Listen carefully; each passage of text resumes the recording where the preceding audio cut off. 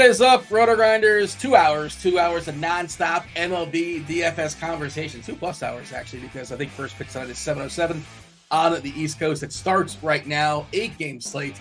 Very intimate show here on a Wednesday. It's just the two of us, myself, Dean 78904. If you want to get all technical, of course, you guys know Chop, head chopper, 2-time millionaire winner. Chop, happy Wednesday. How are things in Chop's world? They're all right, Dean. Can't complain. You know, we missed you on the, I think it was the Friday show. We missed you on the Friday show. So we're back now, though. No big deal. Oh, man, this is Daily Fantasy Sports Chop. We care about today's slate and today's show. And 5 days ago, I can't even think of what happened 5 days ago. Hopefully everything went well. I wasn't Wally Pip, to the best of my knowledge. No, it was the things didn't go very well. I don't think I've cashed a game since then, but it's okay. Well, tonight's the night. We turn it all around. And it's also the night where I say, which I said before, Chop, we have to update the Wally Pip reference. Like, why is it not Drew Bledsoe? Why do we not say Drew Bledsoe? This guy got Bledsoe. There's other people that have been Wally Pipped. That happened like 90 years ago, right? Give or take. We got to update it, is all I'm saying. Let's workshop that. And we'll figure it out. Maybe we'll do it in the show. Who knows? What's up, chat? Hit that like button, subscribe. Shout out to Shampoo Tyler and Mr. Richard, encouraging those hanging out there in chat to hit that like button. It doesn't cost you anything. Like, subscribe, turn on notifications. 15 days until we have NFL football. Super excited about that. Is this week 0, Chop? I know that there was supposed to be a game and there was issues with was it Hawaii or whoever was flying to Hawaii, Delaware State? That game ever happened? Is that going to happen? You're in those college football streets. No, I don't follow the Hawaii thing that much. It's okay. That's a midnight game and it's never on a real slate or anything. It's never like I have to worry about that. And we don't have to worry about it this weekend. I don't know about Hawaii, but that sounds like something that, yeah, this is week 0, Dean. It's really weird, like 3 games and they're really not good games. One of them might be okay. Florida State, Georgia Tech might be all right.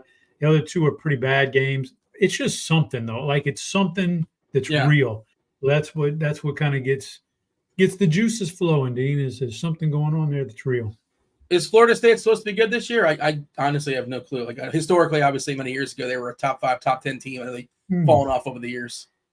It's a good question. They were really good last year. They really surprised a lot of people last year, and they were, probably a game away from playing in the playoffs. But they're probably going to take a pretty big step back this year. I would imagine a pretty massive step back, to be honest with you. So I think they're still good relative to 120 teams out there, but I don't think they're playoff good. And remember, this year playoffs are expanded. Dean. 12? Yeah, I think it's 12. So don't quote me on that. But I think there's 12 teams. There's some bye weeks mixed in there and everything. So it's going to be really, really interesting. And even with the expanded playoffs, I don't think they're a playoff team. So the championship team plays like 14 games, 13, 14 games. It's like an NFL schedule almost. It's ridiculous. This is what I was saying like several years ago, was like they've done away with tradition in college football. Like they've done away with it. The games, they keep piling games on these kids, and this was even before NIL. Keep piling games on them. Everybody complained. They used to complain about the bowl games and stuff, and they totally messed up that system. Like I don't know if you're old enough to remember or cared about getting up on New Year's Day, the day after New Year's Eve, and watching and like all these good bowl games, and you could gamble on them. Yeah, that was the best. Now it's like 30 bowl games spread across 2 months. New Year's Day, you wake up and there's like nothing anymore. There's like 2 good games. Mayonnaise Bowl or the Cheez-It Bowl. I don't know when they're scheduled to play some of those preliminary playoff games, semifinals, quarterfinals, whatever. But I do think that they might fall on New Year's Day, so we might have something back to look forward to. But it's going to be a fun season, though. Yeah, I always say this. I'm going to try to pay attention more this year, and I'm going to try. Because I used to love it, and then just like obviously you do other things, and you can only focus on so many sports. And going to try to be locked in. Usually, I just watch my UCF nights and basically nothing else. But we're going to keep an eye on the season, at least from the start. We'll see what's going on. We'll be following some college football. Tonight, Chop, we have Shannon in chat is saying Johnny Cueto is back. Yeah, I could not believe this last night when I was in the morning grind. Shout out to Johnny Cueto, still throwing baseballs professionally. He's back. He's 38 years old. He's scheduled to pitch tonight versus the Royals. The Royals, one of the top teams on the board. Chop, we'll do the overview, but just since it was brought up, 38-year-old Johnny Cueto, I'm sure you know, maybe the people, he's been throwing baseballs for the Salt Lake Bees. He's made a ton of money in his life. He just must love throwing baseballs. Like, still, he must just love it. He must love the grind. He's made $165 million in his career pitching, and still, bus rides, I'm guessing, in AA, AAA, wherever he was at. Just, good for him. He's still hanging on. I know Dave wrote the same thing in his article today. Geez, it's just like he just must love what he's doing, and still he's a tricky at bat. I'm assuming he's still doing his gyration stuff, like, because he's lost a lot of his velocity, so he's doing anything he can to kind of throw off hitters. Looking forward to watching Kansas City, but also kind of rooting for Cueto. But I'm probably going to be playing a bunch of Royals, so kind of not rooting for Cueto. If that makes sense. Chop. We have a very, very clear, super obvious best pitcher on the slate. It's baseball. Weird stuff happens all the time, but we're looking at Jack Flaherty at 46% ownership. Best pitcher on the slate in the best matchup, basically. You can argue against Seattle. We know there's strikeout tendencies these days. Flaherty, as far as K rates, he's got the biggest K rate in the slate by a good bit, 32.2%. Next up is Ryan Pepio, 26 and change. There are some good pitchers in tough matchups. Logan Gilbert, tough matchup versus the Dodgers. We saw Max Muncy's come back for 2 games. He's banged out 2 homers. That's what he does. Not the best batting average, but when he hits it, ball goes far. We have 2 pitchers that have been struggling. Aaron Nola taking on Max Fried. They're traditionally really, really good pitchers, but both really scuffling. The strange thing with Fried is all the walks. He never walks anybody. He's walking the world his last 3 or 4 games. Tough bounce back spot against Philly. And the Yankees, who outside of their best hitters kind of stink. I don't know why. I don't know how some of the guys are still in their lineup. The Dominguez, they called him up as the 27th man during the Little League game. You can call somebody up at the 27th guy, but I don't know why he's not with the big league club. Of course, they're missing Jazz. They brought him up, and he was there briefly. Then he got hurt. But New York, it's kind of a 2-man show. That's my overview. Is Flaherty, New York, Kansas City, 2 teams. The team total above 5. It is New York, the Yankees, and Kansas City taking on the return of Johnny Cueto. How do you see tonight? How do you see this slate? The old 8-gamer. Yeah, it's when I was doing my research, there's very little you could like about pitching. Very, very little to like about pitching, and there's some decent offenses. This is a whole. Your winning on DraftKings is going to be like, let me find 2 pitchers here who can carry the torch for me a little bit. I mean, Flaherty is obviously number 1, but look, he's just so much more expensive than everybody else. And you have to, if you've watched baseball for any amount of time, you're kind of waiting for that other shoe to drop on Flaherty. Like, he's been inconsistent his whole career. He's had the arm talent, but this is like putting it all together for a whole season. How long is that going to last? So even he has question marks in those terms, but it's not a good pitching slate. I think you're going to win by just not having a terrible pitcher on DraftKings, and then hitting that right offensive stack, which could be only a 3-man stack tonight. This is, it's not like these offenses are like fantastic here. There's a lot of reason to not like a lot of these offenses, to be honest with you. So I don't know. It's a real toss-up on this slate. Nothing great as far as weather either. Like, as far as positive hitting environments. I was kind of excited about the prospect of rostering Cubs. I thought the Cubs would be pretty interesting. Tyon versus Bo Brisky. 7.5 total though, because the wind is blowing in Chicago. I'm going to pull up Kevin Roth's Weather Edge tool. I want to make sure it's still suppressing it. I believe it is. Yeah, 31% hit in homers. That's in a 160 game sample, Chop. It's kind of a big deal. Doesn't mean you can't homer in this game, but that's a big hit. Wind's blowing in at 6 miles per hour, 68 degrees. The dew at 52.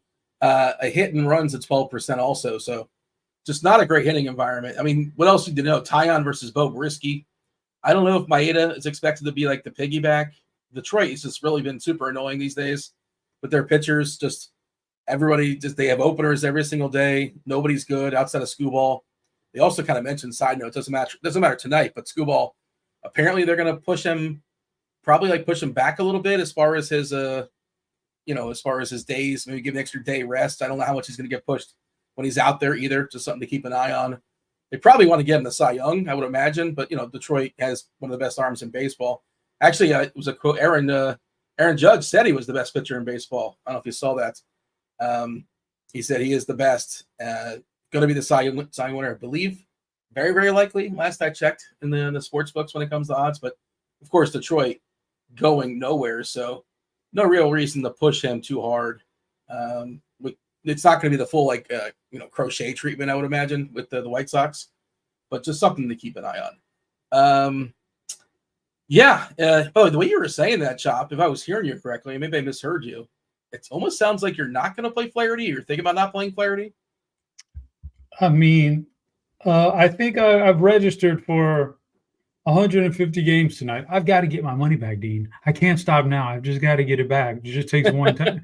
So I'm sure he's going to end up on plenty of teams because, oh my God, 150, and then you're lacking any kind of depth at pitching at all.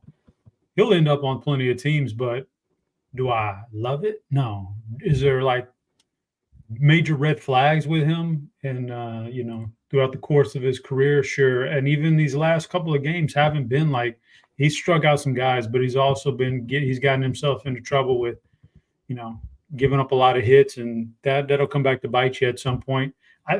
He's got the matchup too, though. He's got the matchup working in his favor tonight. That's for sure. Seattle can't. They just can't put it together offensively no matter what. So I'll definitely play him because of the volume of the teams. Let's say I was doing one lineup and a whole bunch of high dollar stuff. I probably wouldn't play him at that price tag. He's going to be that's so interesting you say that. And I just kind of assume you're making one lineup. I know sometimes every once in a while you like to have fun. I guess we're having fun tonight, Chop. You're running 150. Yeah, I can't imagine you executing out 150, obviously. But you're talking about like single entry, 3 entry max kind of contests. Flaherty on DK, we got a roster of 2 pitchers. He's going to be like 80% owned. It's going to be a massive number.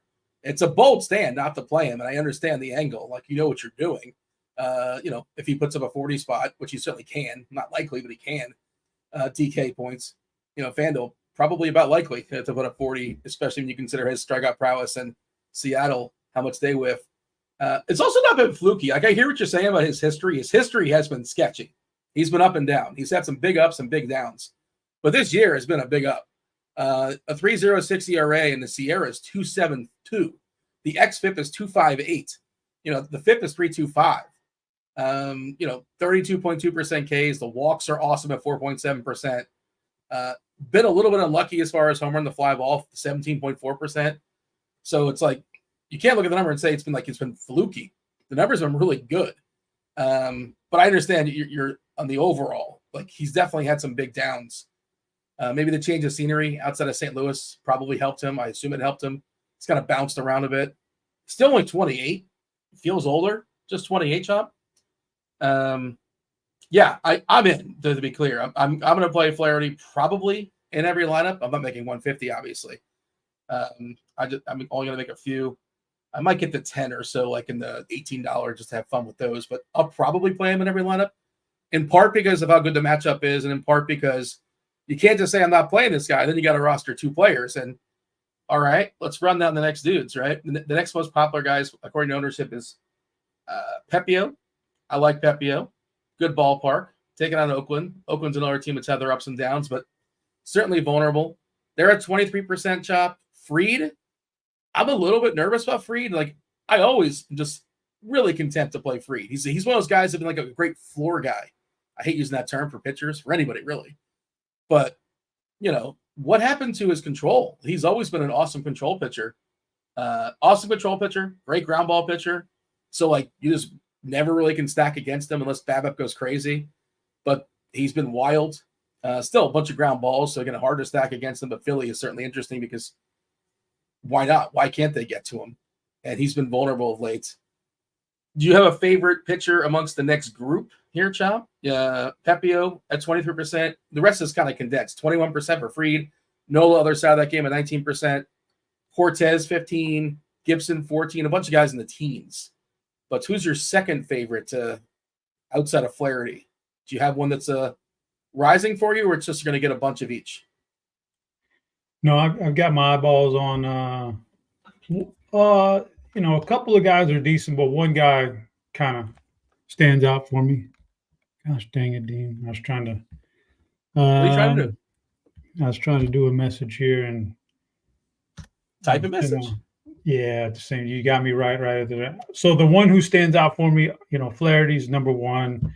But the next guy on my list that I would be rostering tonight, I have a lot of him.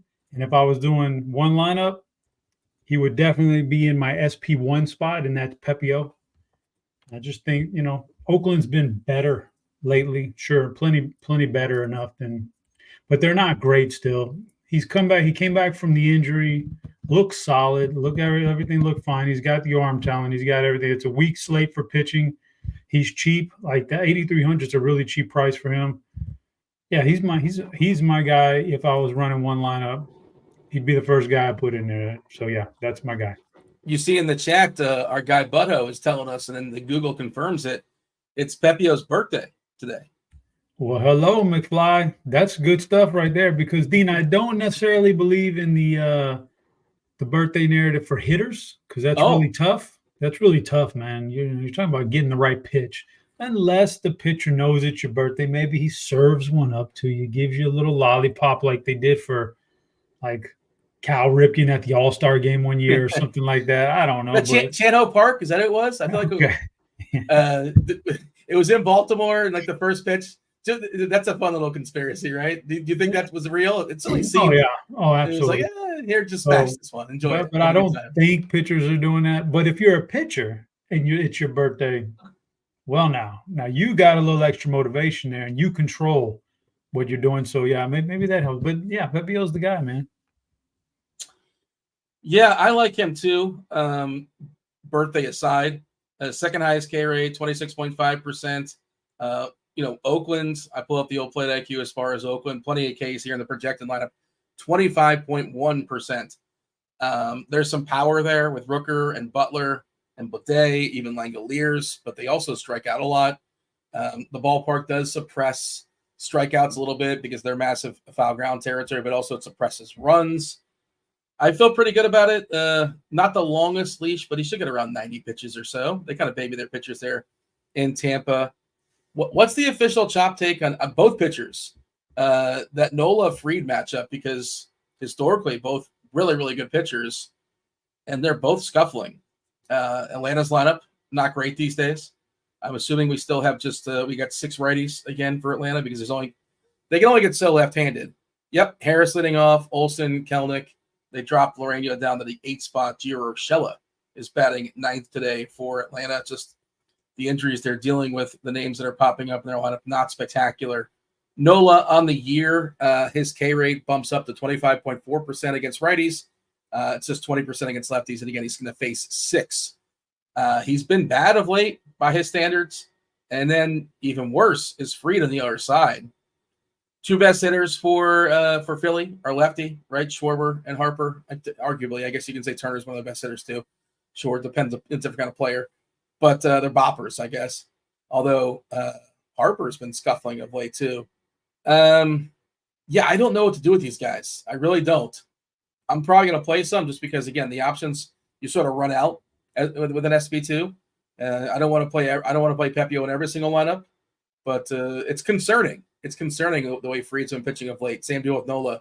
What is Chop's official take? Yeah, if we were tiering up pitchers like we do hitters, they'd be in the middle tier, number 3. I have no specific interest in either one of these guys, and I don't have any on this particular slate. I don't dislike them either. Nola probably, he's $700 more, but definitely the better guy in my opinion because of the Atlanta lineup. When you have to go out and grab Gio Urshela, you're in trouble, man. Offensively, he's terrible. So he's got the better matchup. Even though lefty on lefty with a lot of those Philly hitters, Freed should have an advantage there in general. That's a tougher matchup right now, Philly, than Atlanta. So Whit Merrifield, by the way, another guy they picked up, revenge game. Whit Merrifield was on Philadelphia like a month ago, wasn't he? Okay, I don't know, but yeah, that sounds about right.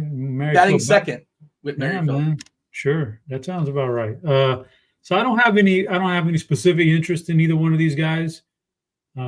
Their recent game form hasn't been great. Hasn't been terrible. They're still good pitchers.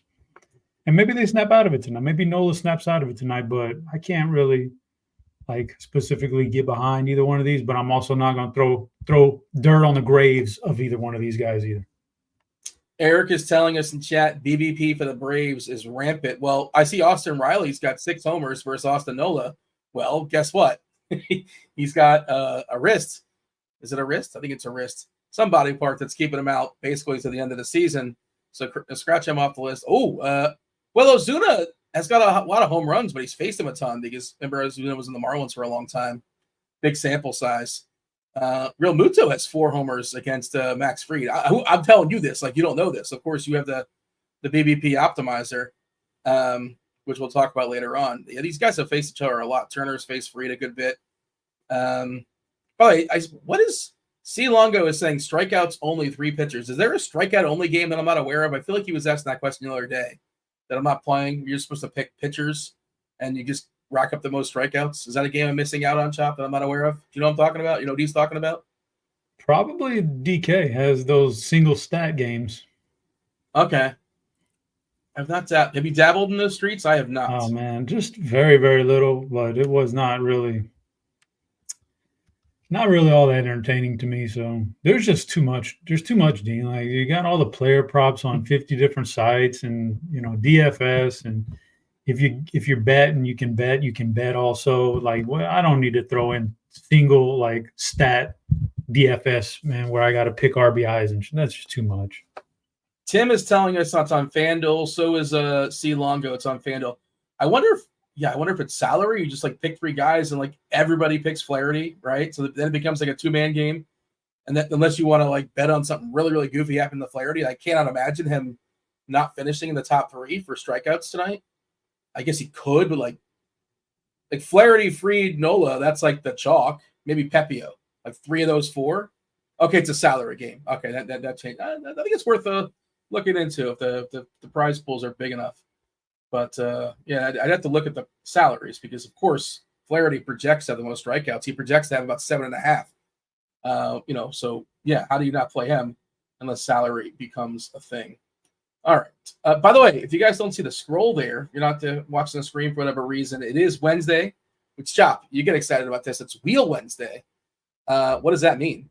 We spin the wheel. Well, first of all, we got to get your name in the wheel. How do we get your name in the wheel? Throw your name in the Discord channel. Actually, don't do that. There's actually a post. Producer Steve put a post in the Discord channel, RotoGrinders.com/Discord. Jump in the live stream chat channel. Just hit the avatar at your name, and you'll be eligible to be thrown in the wheel. We'll spin the wheel later on in the show. Chop, yeah, you want to play a game? It's not the wheel. And that's what it is. You want to play Movie Monday or Athlete Thursday. We got to change that. Next, I gotta look at the schedule, Chop. Next time we're together, I'll make that happen. I'll make a game for you. Would that work for you? Yeah, the wheel thing, I don't like it. It's not a skill game. There's no skill. There's no skill involved. But if you haven't noticed, Dean, it's been typically Wednesdays and Fridays I'm on the schedule for baseball. So now I don't know if that's going to change with football season starting. I don't even know what's going to happen. Are we still going to be doing MLB shows when NFL rolls around? I don't know how they're going to roll that out. I would assume so.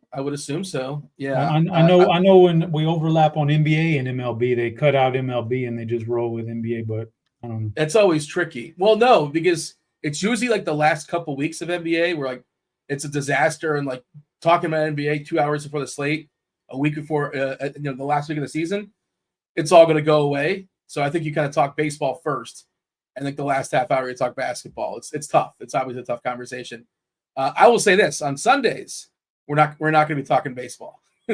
I'll say that confidently. Sunday we're talking football. Start 9:30 in the morning, all the way up to kickoff.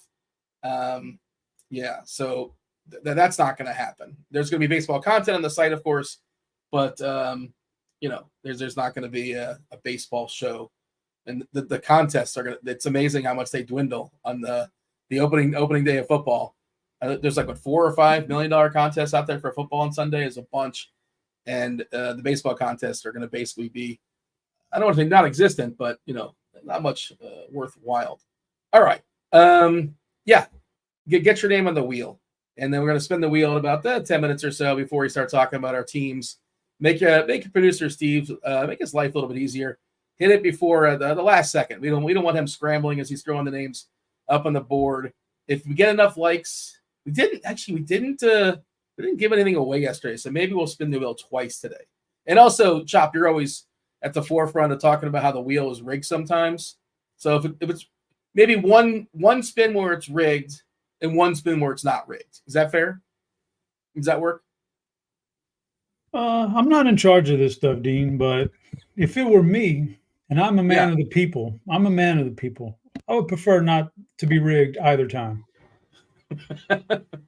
I've been saying I know you've made the allegations before in the past. But, so. Dean, I'm such a man of the people that if I was in charge of this stuff, everybody who hit the like button in the next 10 seconds would get a free 1 month RG premium. That's just me. I'm a man of the people. I don't make those decisions, though.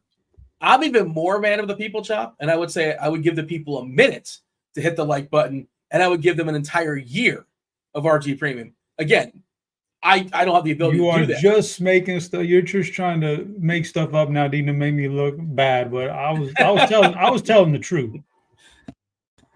I just 6-minute abbed you, I think, is what just happened.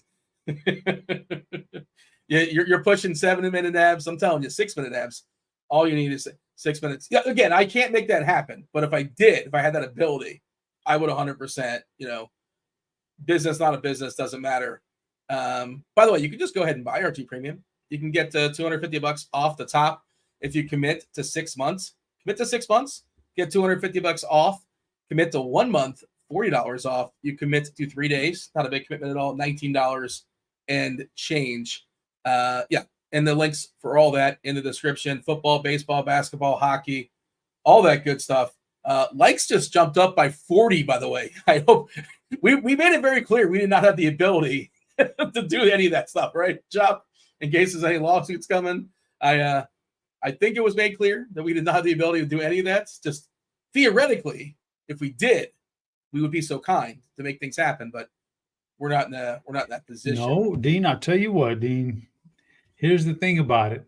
The people are onto something here. The people are smarter than what you think, Dean. I know you behind the scenes you talk about them bad and you besmirch them, but they're a lot smarter than what you think, Dean.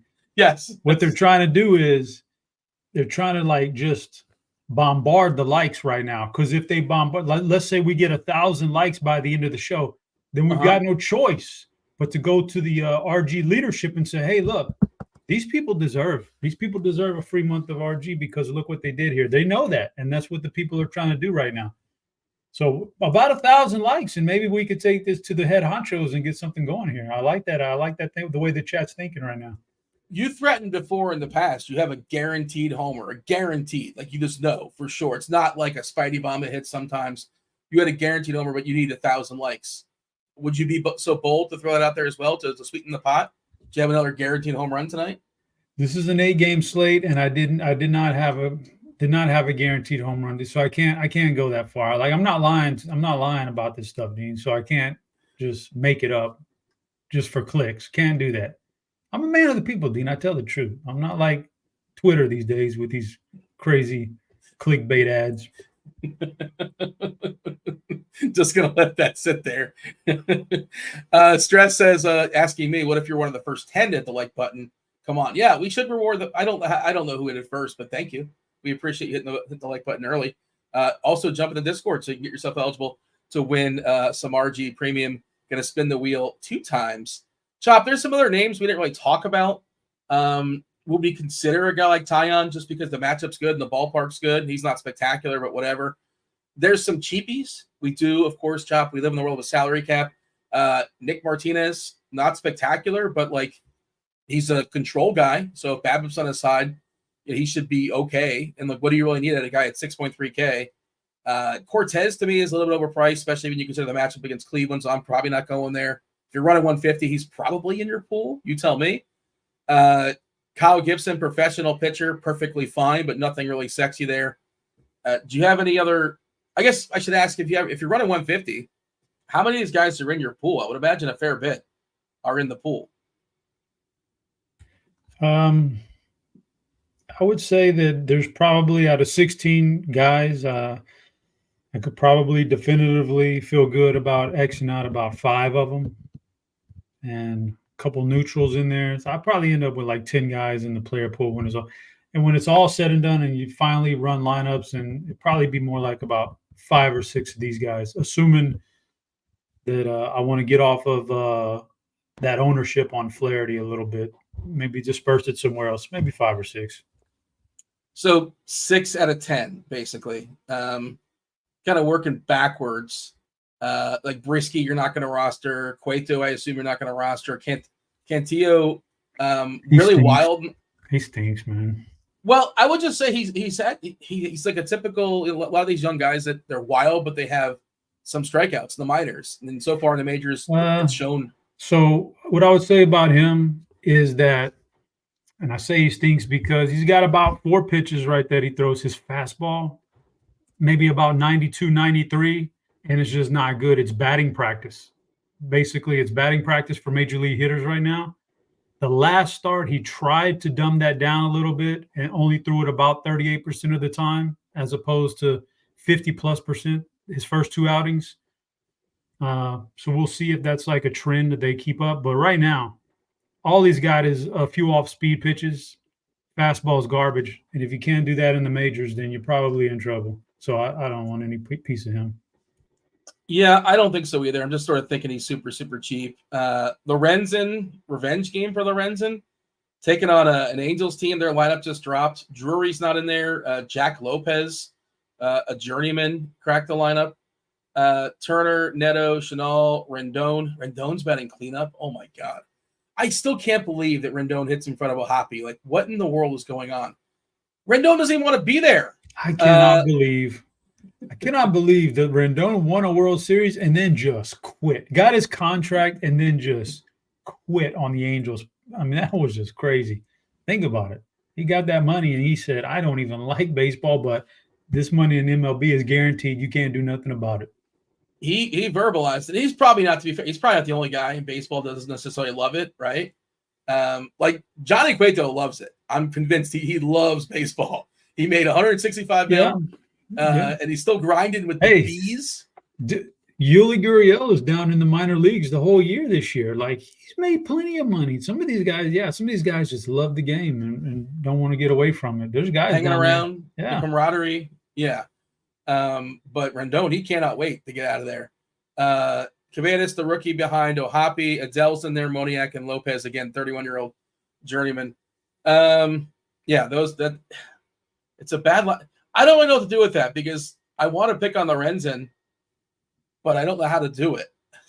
Well, I guess we'll talk about that. But that is the Angels lineup today. I think Lorenzen's very good, but like it's one of those like same deals where like who's worse? Like I wanted to pick on Walker Buehler yesterday, but the Mariners stink. So what do you do? Buehler was bad, but the Mariners were bad too. They're both bad, and both were kind of useless.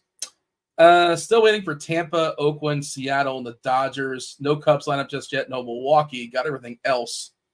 I'm just sort of working backwards here, Chop. See if there's any cheapie that I wanted to, like Martinez, Rodriguez for Toronto. He's got a pretty good K rate. He's cheap.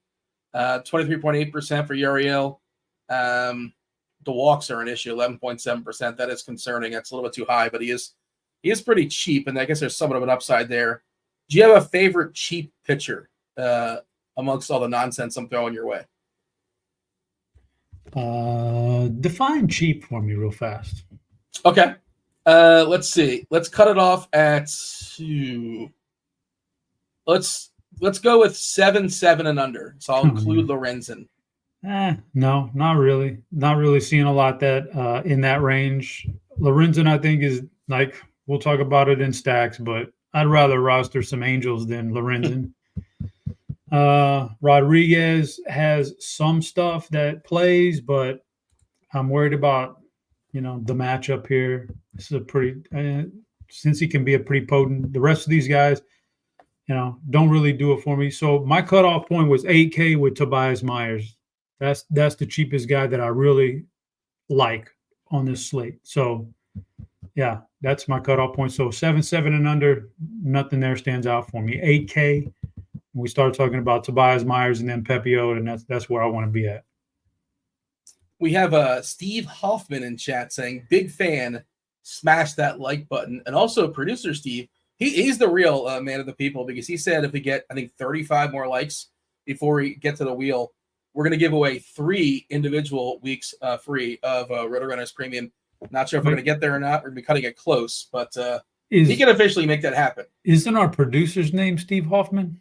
Yes. Is that the same guy? I don't know if he's double accounting. I think he's just having fun, and he logged in on both accounts. I don't think he accidentally added himself. Or is that like the guy who does the head chopper impersonation? Bootleg head chopper? Bootleg. No, I'm pretty sure that was intentional. This isn't like when Kevin Durant accidentally logs in on his real account and he thinks he's on his burner account and he starts talking trash on Twitter. Didn't Katie do that? I know several people have done it, but I feel like Katie is one of those people that did it once upon a time. Chop, anything else here as far as pitchers? Anything you want to focus on? You were asking me like what's cheap, which suggests maybe you're interested like in Tobias Myers or Kyle Gibson. Interested is probably maybe I'm rounding up by saying that. Willing to play, are those guys? I wouldn't say they're cheap. They're in the middle, right? Tobias is 8K. I just said Tobias was one of my favorite pitchers on the slate. So, yeah. No, cheap. I was just wondering what you considered. If you considered 8K cheap, then I would have said, yeah, I got one for you, Tobias Myers. But you said 7-7, so there's nobody in that range that stands out. Could you play Rodriguez and hope he has one of those good games? Sure, absolutely. And since he, is not on their game, could you play Mitch Spence against a really bad lineup? Sure, you could. Like, these guys are not off the board, but nothing I want to highlight in my lineups. Chat's excited about, I guess it's 2-2 top of the ninth, the White Sox and the Giants. I did not play the early slate today. I took it off. And I see like some stats being dropped in the chat about the Marlins in Arizona. I guess, it's a 6:40 game. So not aware what's going on in that game. Apparently Jordan Montgomery is taking on whatever is left of the Marlins. Chop, we're going to spin that wheel in a second. Last chance to get your name on the wheel. So producer Steve can throw it on there. But I want the old summary. Give me the summary today. As far as pitchers, as far as arms. Somebody just joined the show, Shop. They want to hear a 30, 45 second synopsis. What do I do with pitchers tonight? Yeah, so I guess if you're playing FanDuel, I think it comes down to Flaherty, as a standout option on FanDuel where there's only one pitcher and you kind of need to get it right. So that's that. Now we move to DK, which is what most people are here for, which is 2 pitchers, and the salary cap matters a lot more over there. It's a lot tougher. I think Flaherty is not nearly as easy, and I don't think there are any easy layups tonight or any easy plays or anybody on paper that looks like they stand out. So I think that you live in a range where Flaherty's in the mix, Pepio's in the mix, Myers is in the mix. If you believe in Freed or Nola, especially Nola with the matchup, or Logan Gilbert, who's really consistent and good most nights, almost all the time. You can live in that range and find something in there. I don't think pitching kills you tonight unless you go get it massively wrong. But I don't know that there's going to be a massive score like a Robbie Ray last night. I think that everybody's going to be – all the winning pitchers are going to be in the same vicinity. So I don't think pitching matters as much tonight. Unlike what Blender says, play whoever you want. Like literally pitching, you can play, I think, not anybody you want, but I think pitching, you can go a lot of different routes and still get there tonight. Whoever you want. There it is. I was waiting for it. Nicely done, producer Steve. I see Dooley Dog in chat saying just joining Discord, trying to figure it out. Welcome, Dooley Dog. Most of the Discord channels are free, by the way. You don't need a premium RG account, just a standard RG account. Most of them you can get into. Speaking of Blender, I think Blender's channel, you actually have to be a paying member to hang out and talk to Blender. But you want to jump in the live stream chat channel. In the live stream chat channel, producer Steve has a post. You just just check the avatar next to his post, and you're good to go. So that's how that works. He'll throw your name up on the board. I believe it's in here. I'm looking for it right now. I don't know why I can't find it, but there it is. Wheel Wednesday. It says Wheel Wednesday. You got to scroll up a little bit because there's some stuff afterwards. But just go ahead and click the RotoGrinders avatar. Wheel Wednesday. I don't know if it's still eligible because we're pivoting to it right now, but welcome. And you can get yourself a week free of RG Premium. Steve, I think we're at the cutoff points. Dooley Dog says he thinks he did it right. There you go. All right. Good luck and welcome. Steve, are we good to go? Do we have our board, our wheeled, set to spin? It appears we do. Yep, I was just adding Dooley on real quick. There you go. He is the cutoff. There's no more names. We have 41 entries today, which is one of the highest we've ever had. Now, if this was rigged, Dooley Dog would win now. It would be the fairy tale ending, right? But it's not rigged, to be clear. 2 winners or 3 winners? Did we get enough likes for 3 winners? We are 15 likes short, so maybe after the second spin we'll have enough. But we definitely locked in 2. All right, let's go ahead and give it a whirl and give away some premium. All right, here's the first one.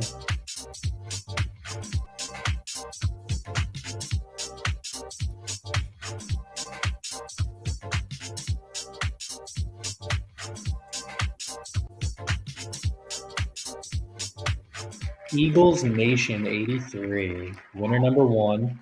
And Chop is making his allegations. He's making a face.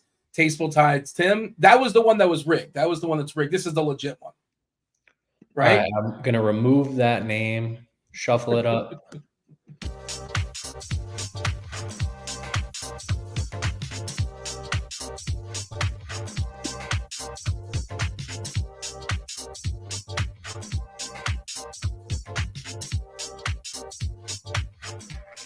Jacob J. All right. And do we get the 15 more likes? Where are we at? My screen is showing me 149 likes. Oh my gosh. Unbelievable. Only the 41 people are playing. They're incentivized. Everybody else is just that they don't care. They're not going to benefit. They're not on the board anyway. So what do they care? But somebody else, somebody is solid. We just got it. There you go. I bought enough time. That's what I was trying to do. We bought enough time to spend it a third time. All right, so let's remove him and get our final one. Shuffle it up one more time.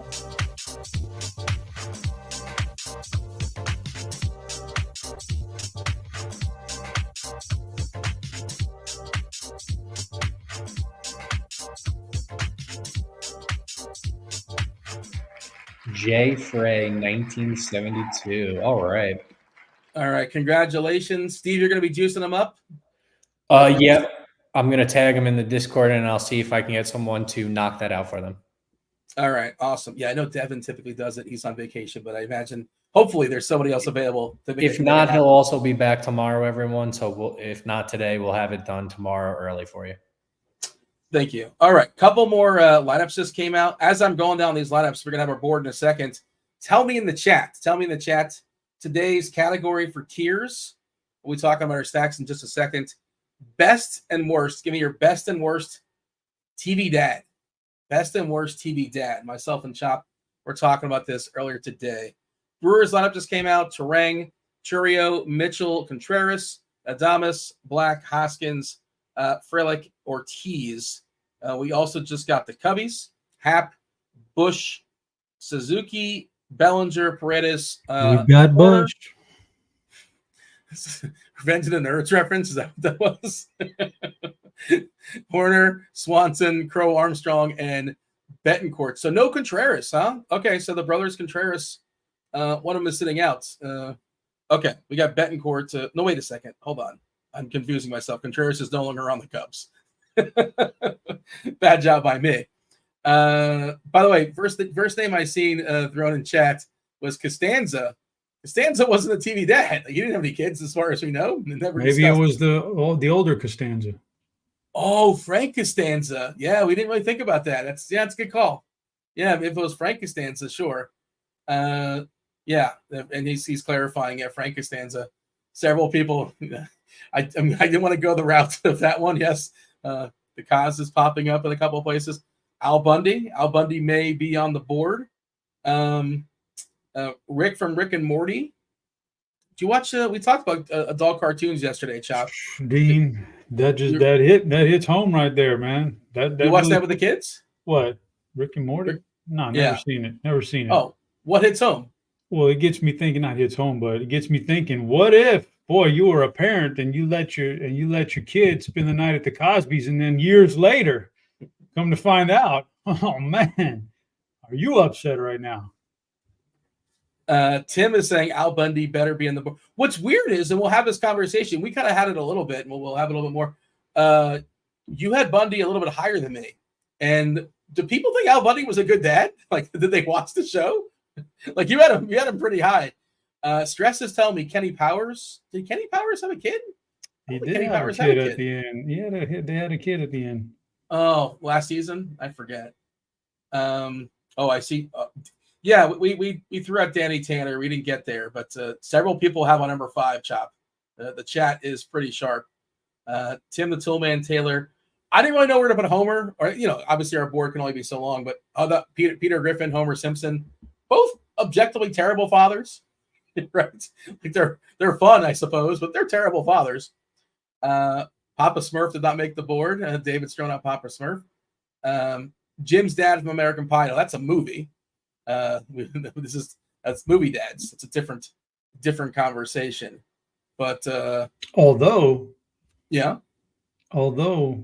Carl dad Winslow, Jim's dad in American Pie, you could move that to TV, and he was also a dad on Eugene Levy was on Schitt's Creek. Schitt's Creek, which was with his real son. Yeah, and he could be classified as a. He was a good father. I didn't really watch that show. I was aware of it. I've seen a few episodes. It wasn't. It was pretty interesting. It was funny. Yeah, really funny parts. Fred Flintstone, just Ben Stiller. What? Ben Stiller? What? TV dads? Ben Stiller? Am I missing something? He had the Ben Stiller show many years ago, but that was a sketch. Maybe they mean Jerry Stiller. Frank Costanza. Yeah. Maybe that's what he's talking about. I don't know. Yeah. All right. Red Foreman. I thought about that one when we did it. Let's go. Which one did you think about? Chad just mentioned Red Foreman. I never got into that show, so I didn't mention him when we were ranking them earlier. I never got into that. Oh, that's the 70s show? Yeah, they got a reboot now called that 90s show. Somehow they're parents again. I They're grandparents. They're grandparents. Is that what it is? And the kids are now parents, so it's kind of a generational thing. Dean, come on, Dean. But like Ashton Kutcher's not on it, right? I don't think. Yeah, well, I saw one episode and he made an appearance. I don't know if he's on it permanently. I could only get through like 1.5 episodes. I think. 8 Simple Rules is a show I've not thought about in forever, but getting thrown out there in chat to John Ritter. Oh, come on, brother. Archie Bunker was not a good dad. Come on now. No. Everything we know in hindsight. Come on, brother. You guys. Well, maybe they're saying the worst. I said, tell me the You're worst right. and the best. Okay. So it's possible they're saying he's the worst. Maybe the worst, yeah. Uncle Phil. Chop, this is mostly your board, so go ahead and. No, it's not mostly, but we got together on this and we kind of just knocked it out. First off, so we went with Uncle Phil as the best. First off, Uncle Phil, R.I.P. You got to put him up there. Passed away, but like if you're strong enough as a father figure to take on your nephew from East Philly, bring him into the one fight. And love him that much and give him all that, you're a good dad, period. So he's got to be up there, man. Good dad.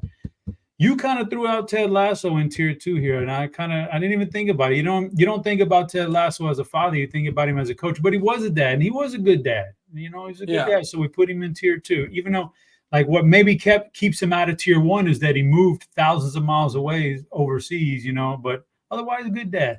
So here was the Al Bundy one. You kind of thought he was bad. I thought he was good. So we kind of settled on neutral. He had some strong life lessons for the kids. He let them run a little free, and that was good in my opinion. But, maybe he wasn't the most attentive dad. So he's just kind of neutral.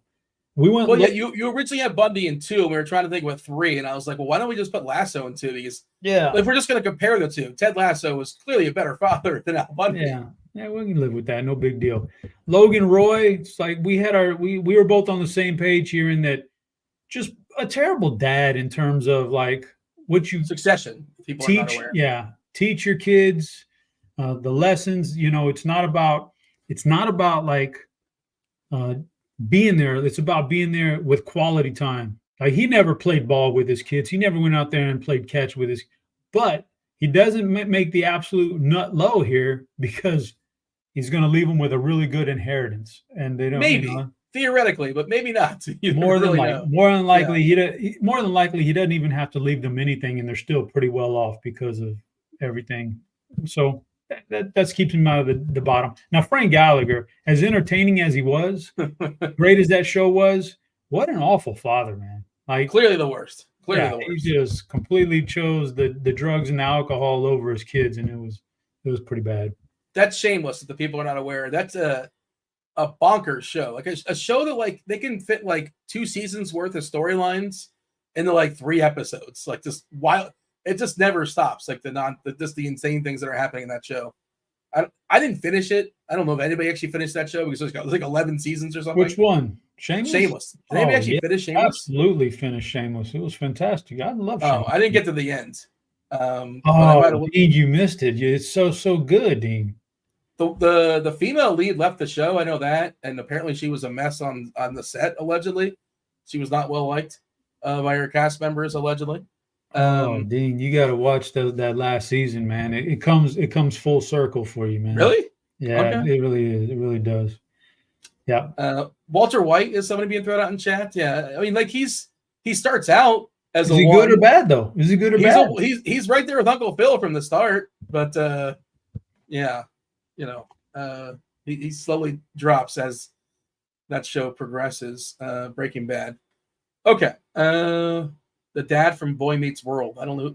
I mean, you can't just if you don't know the guy's name, they can't crack the board. I don't know if you're a Boy Meets World guy, but who was the dad from Boy Meets World? Do you know this? I don't know. Boy Meets World. Which one? It was Fred Savage's brother, Ben Savage. Boy Meets World. I don't remember that as much. I do remember the Wonder Years. I don't remember. Yeah, I don't remember the father in that show either. Mr. Gerg is asking who Uncle Phil is. Uncle Phil, of course, is from Fresh Prince. And they have the Fresh Prince of Bel-Air reboot on Peacock. And it's a drama. Yeah, I haven't. It's very interesting. In fact, season 3 just came out about a week ago, and I've watched a couple of it already. Like I watched the first 2 seasons, and now I'm on to season 3. I find it entertaining. Should I start it? No, probably not your type of show. There's too much other. I mean, watch Apocalypto before you watch freaking Fresh Prince of Bel-Air.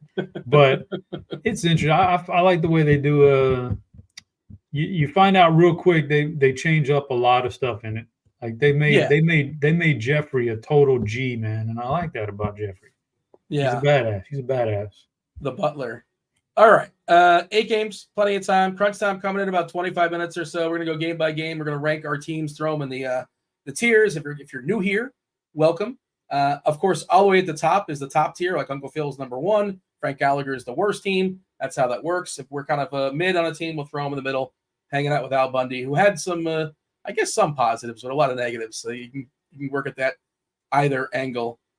Cleveland taking on the Yankees. Yankees have a 5-team total. Actually, it's dipped a little bit, just a tick below 5, 4.96 if you want to get all technical. Nestor Cortez, Joseph Cantillo. Where do we have the Guardians and the Yankees on the board? Cleveland and New York. So this is I think this is an offensive game, Dean. I've already gave you my spiel on Cantillo, and I just don't think he's that good right now. He needs a lot of work. So I'm putting the Yankees in number 1. And just like Steve's got it, and I've got Cleveland in number 2. I think so Cleveland's a good offense. And Nestor Cortez has had his struggles this year. Now, he bounced back strong last outing. But there was 2 things to it, Dean. Number 1, it was against the White Sox. But number 2, what he did differently in that outing, and will it carry over, is he had a season high in usage of the changeup. It's a pretty good pitch for him. So is that something that's going to carry over and was actually effective because it was effective, or was it effective because it was the White Sox? I don't know. I tend to believe that he's not going to change his stripes right now, and I don't think he's a great pitcher. I think this offense is good, so I'm going just like we got it here. Uncle Phil and Ted Lasso. That's where I would have it too. Yeah, Cleveland striking out 19.1%, a lot of power as well. J-Ram is awesome. Naylor left on left, probably a guy I would throw more so in tournaments, wouldn't really want off him. Noel's got a ton of power. Really, really small sample, Chop. It's a really small sample, so grain of salt. But a 4.85 ISO and 37 at bats versus lefties. That's a big boy number for sure. It has to come down, but just worth noting. Reds taking on the Blue Jays. Nick Martinez, Yariel Rodriguez. Vegas throwing their hands up here. They're saying it's a coin flip. 8 as far as the total. Both teams have a 4-team total. We saw Toronto have a big game yesterday. Springer banged out a couple. We talked about Vlad, how hot he's been of late, ever since he cut his hair, basically. Where do you have, by the way, Wagner not in the Toronto lineup? He was one of the cheapies that kind of make stuff work. No Wagner for Toronto.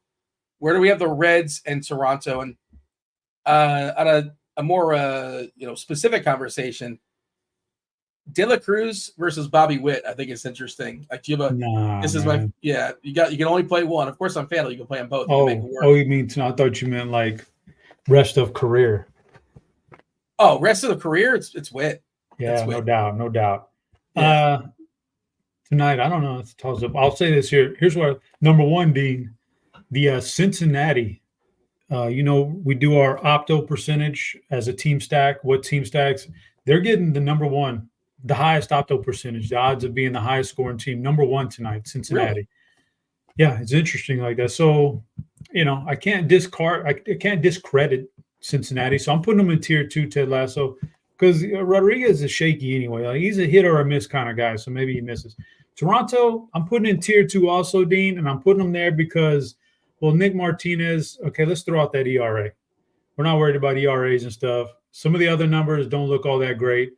Some of them are all right.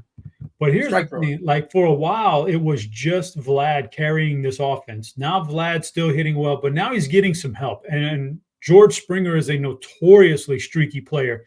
He's actually hitting well lately. That helps the lineup altogether.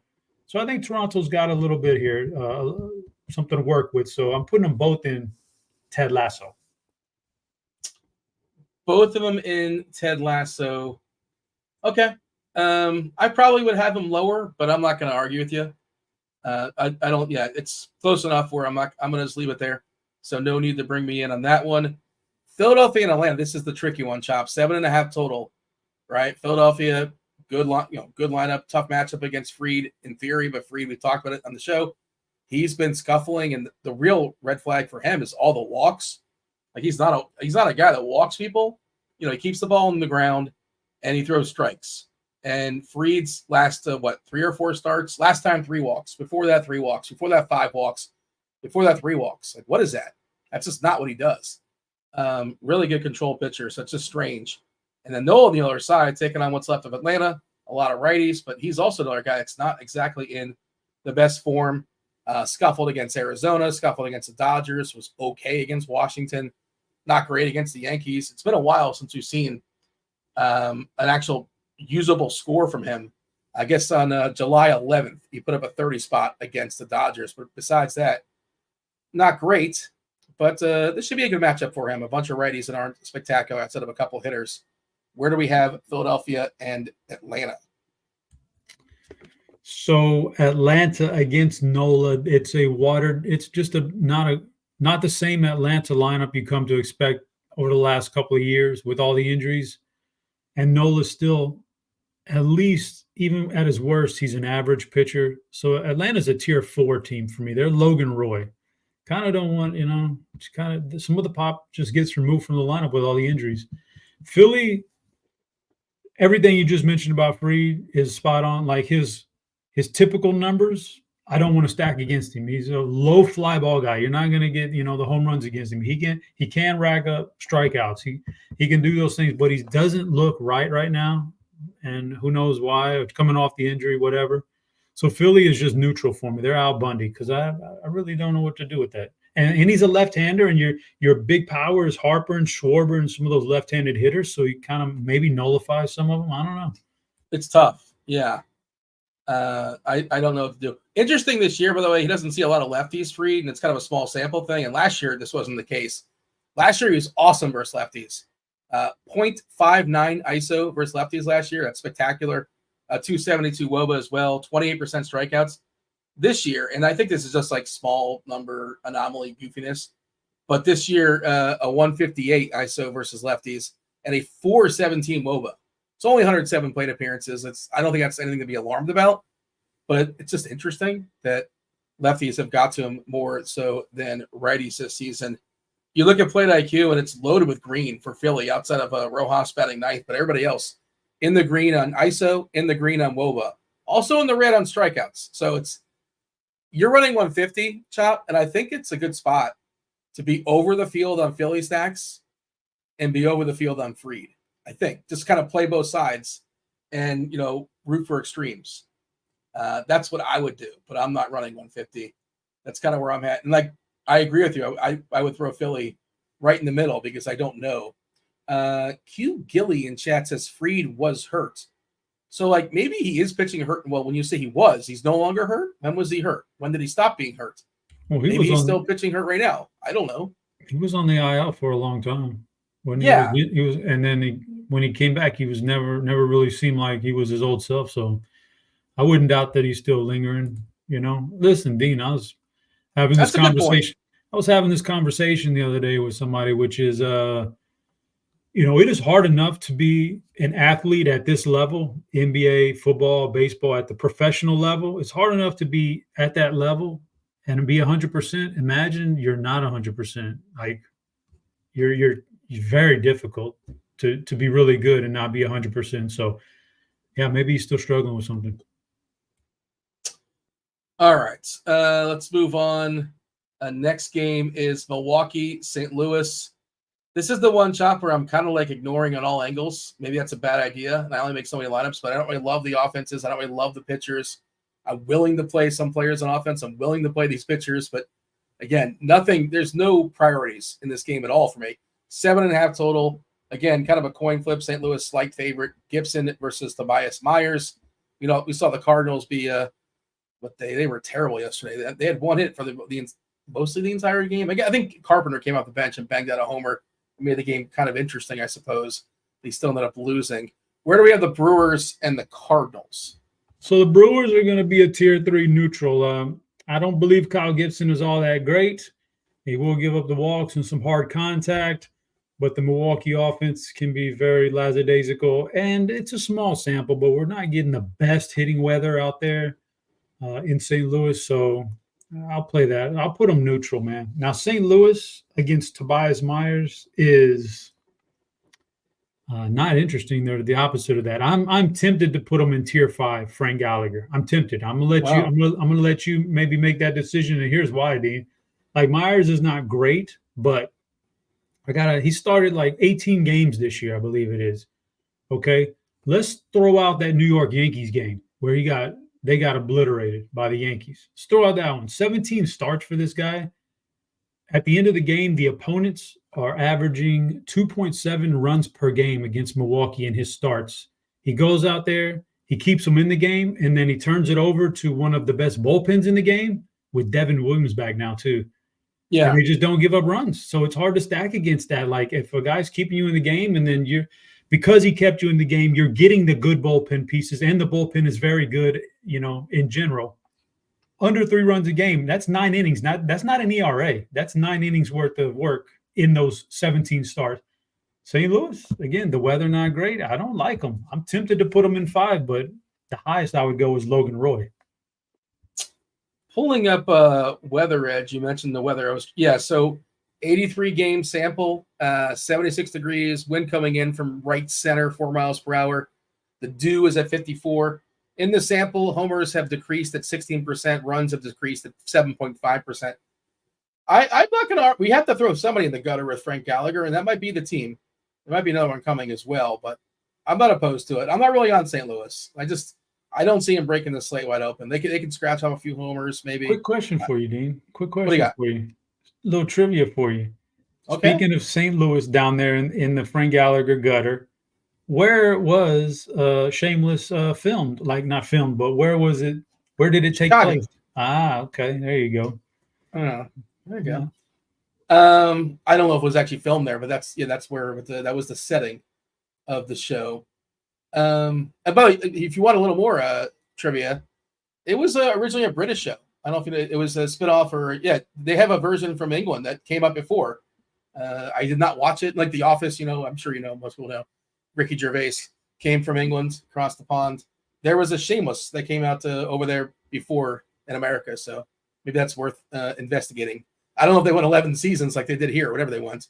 But Derek in chat saying the U.S.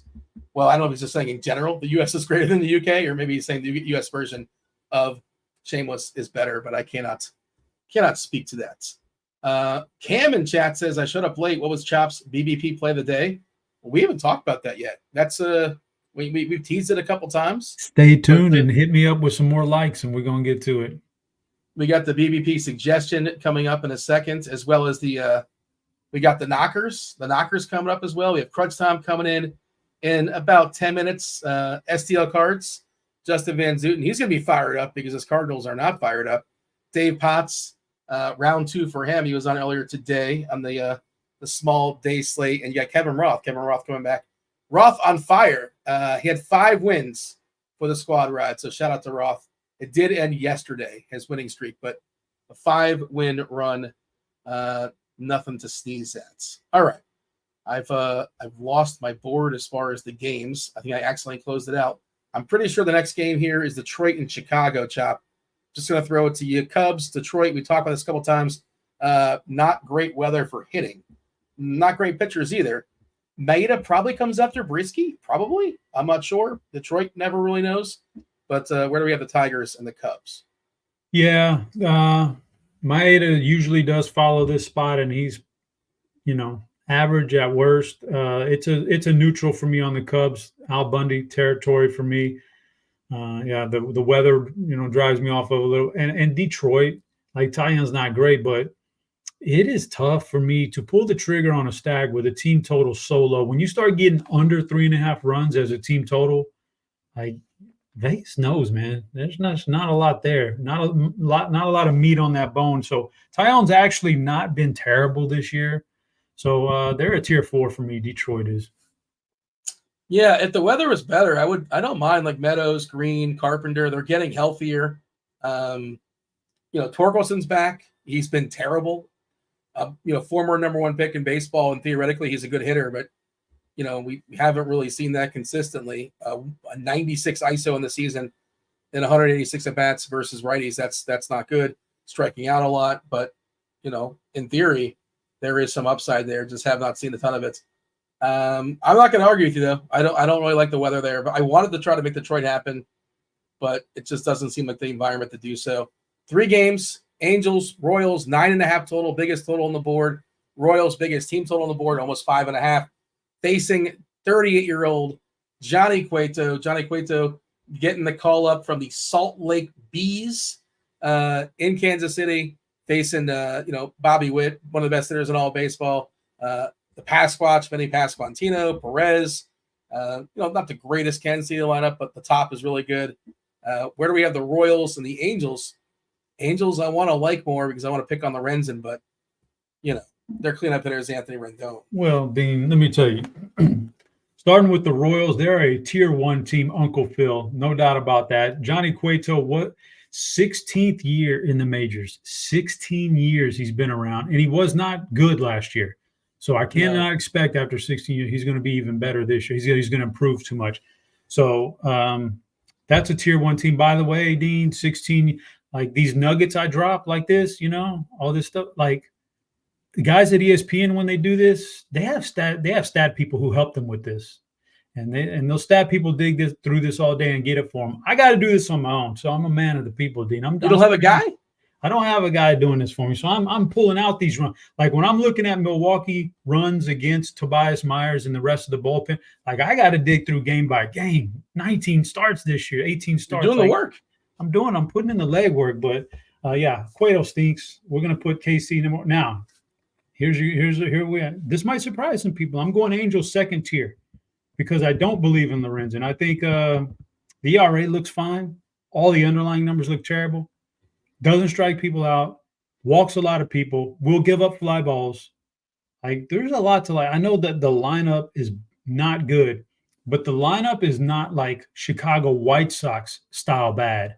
And even if we're like, even the White Sox today scored 6 runs against San Francisco. Like even a bad lineup can, even what do they say? Even a blind squirrel can find a nut every once in a while. I've heard that before. Yes. Like maybe every once in a while a bad lineup can get into a good matchup and crush it. So I'm gonna put them in tier 2 because who's gonna play the Angels tonight? Just like you said, they're gonna look at Randon and think, who can I stack? Well, sometimes it doesn't matter. Like as long as you're a decent professional hitter, an average, and you run into a bad team.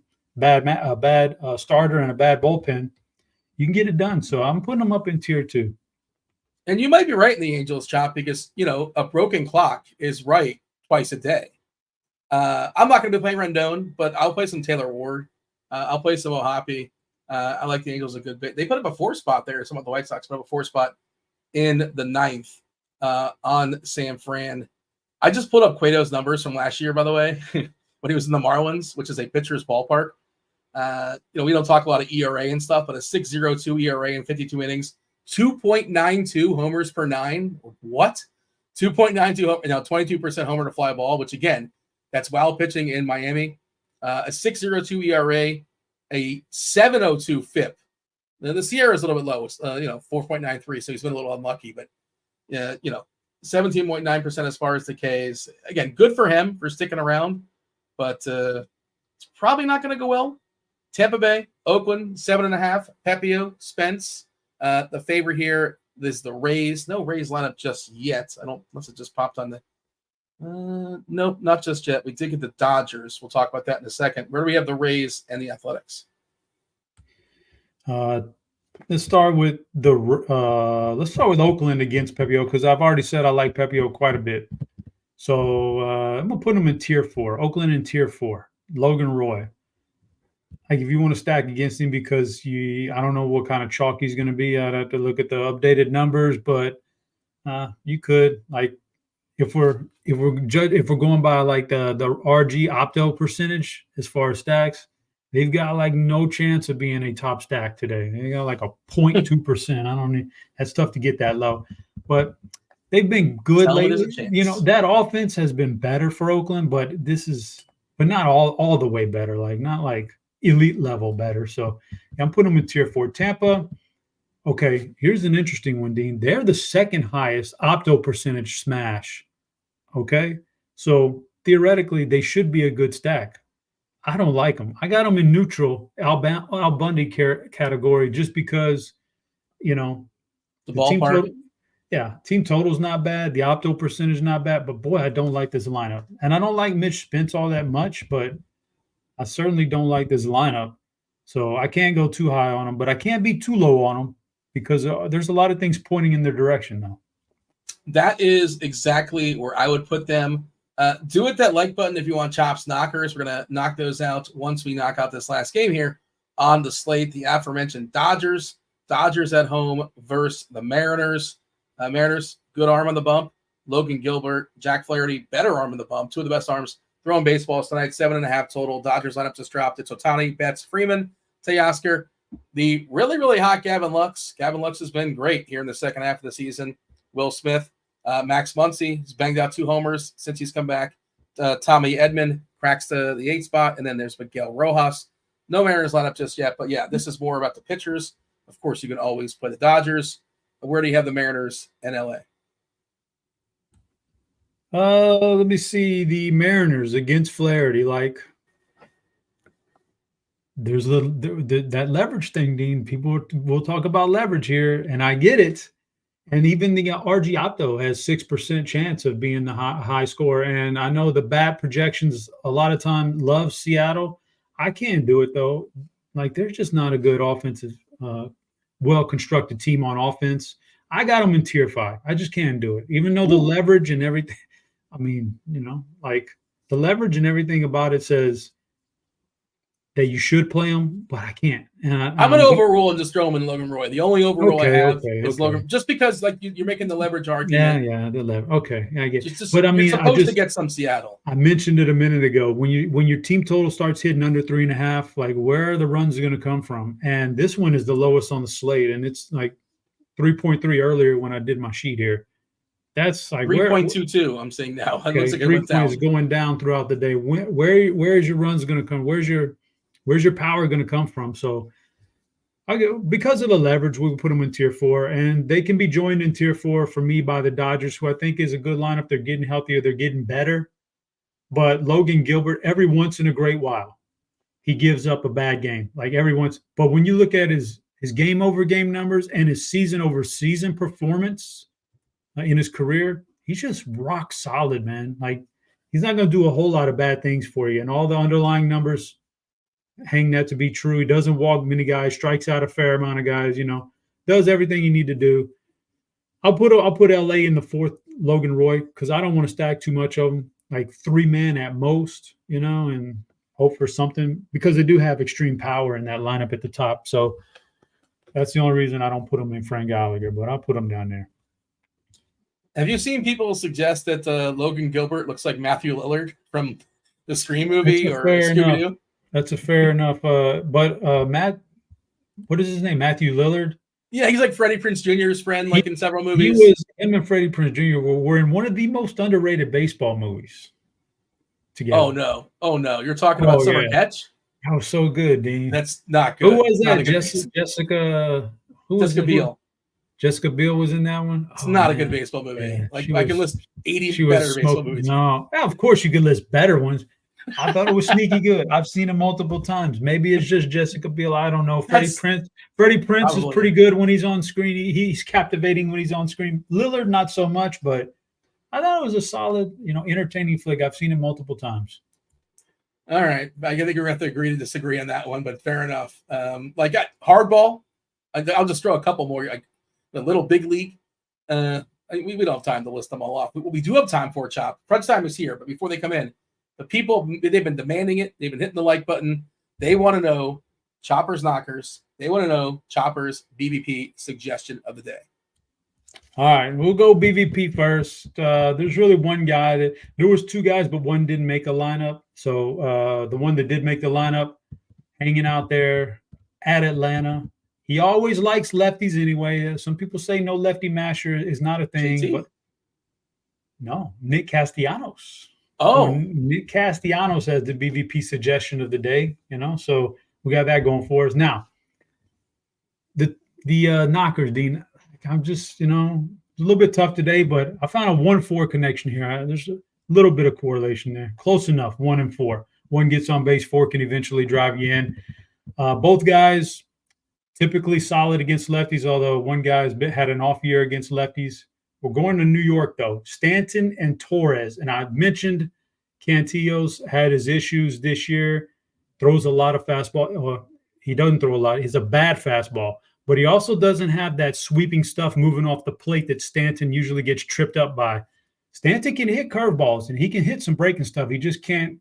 He just chases out of the zone. Well, this guy's not really an out-of-the-zone pitcher. So Stanton's got some things going on. And Torres, cheap and leading off, and I think they score runs. So we're going to put the knockers, some big the city that never sleeps knockers, Dean, some nighttime knockers, Torres and Stanton.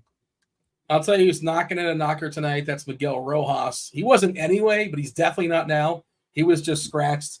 Kevin Kiermaier, the outlaw Kevin Kiermaier, is taking a spot, batting in the 9-hole for the Dodgers.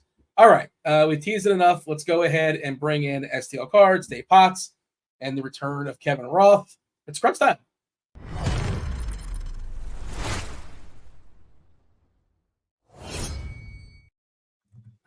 Roth, I did that just for you because I know you're a big fan of Kevin Kiermaier, and you love the outlaw.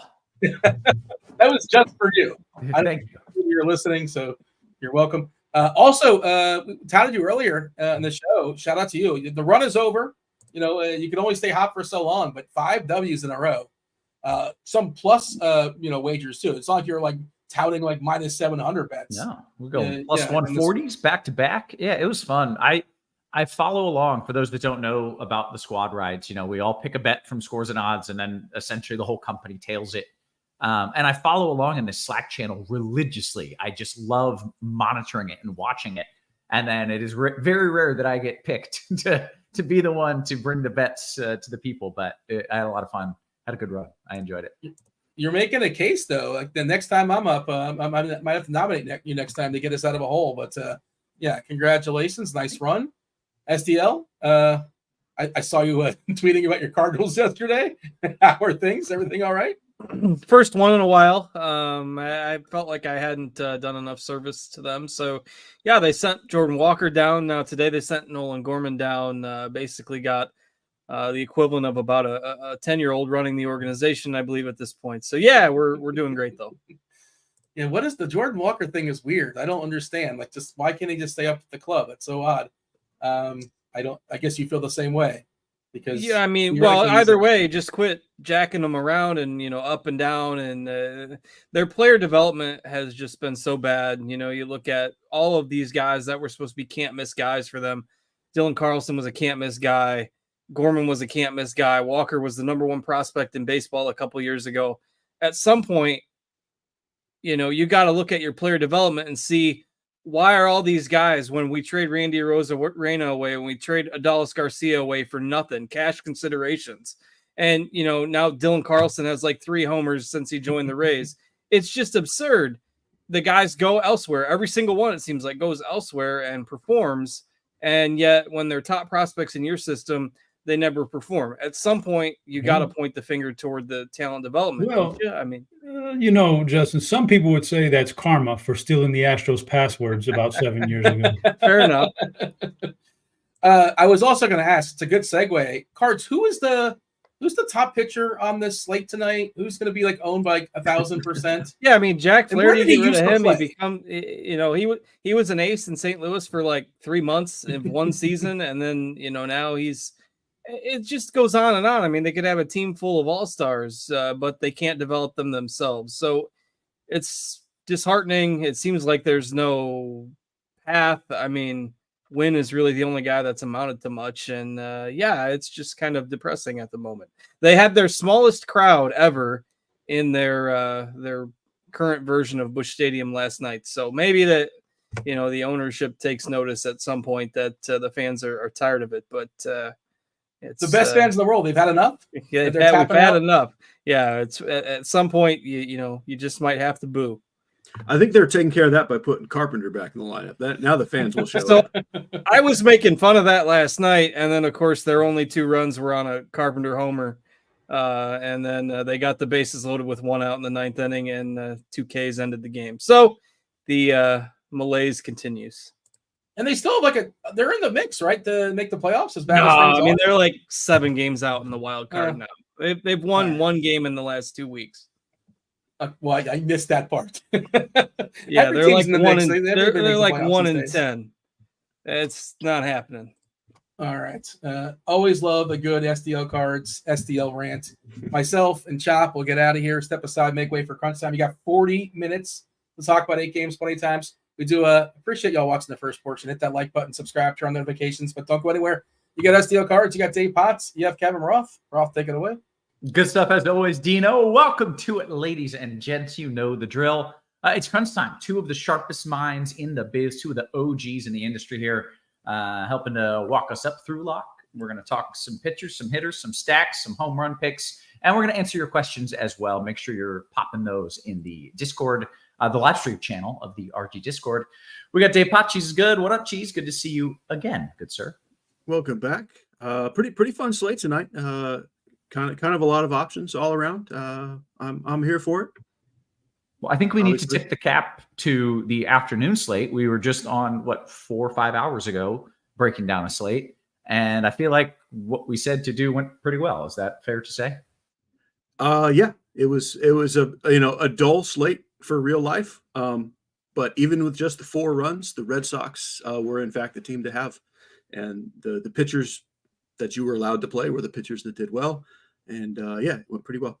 Yeah, good stuff. I saw a lot of green. I saw a lot of people making a lot of money. So excellent work. We got STL cards in the house as well. Cards, you feeling okay other than your Cardinals? No, I got it out. I'm feeling good.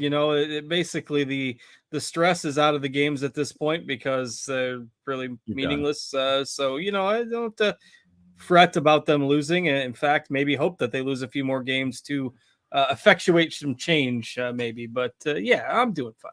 Okay, good. Well, happy to have you here. Let's dive into the slate, guys. The only weather of note would be winds blowing out in the New York game for the Yankees game. I think there's about a 23% increase to expected home runs with a 10-mile-per-hour wind blowing out to right center there in New York.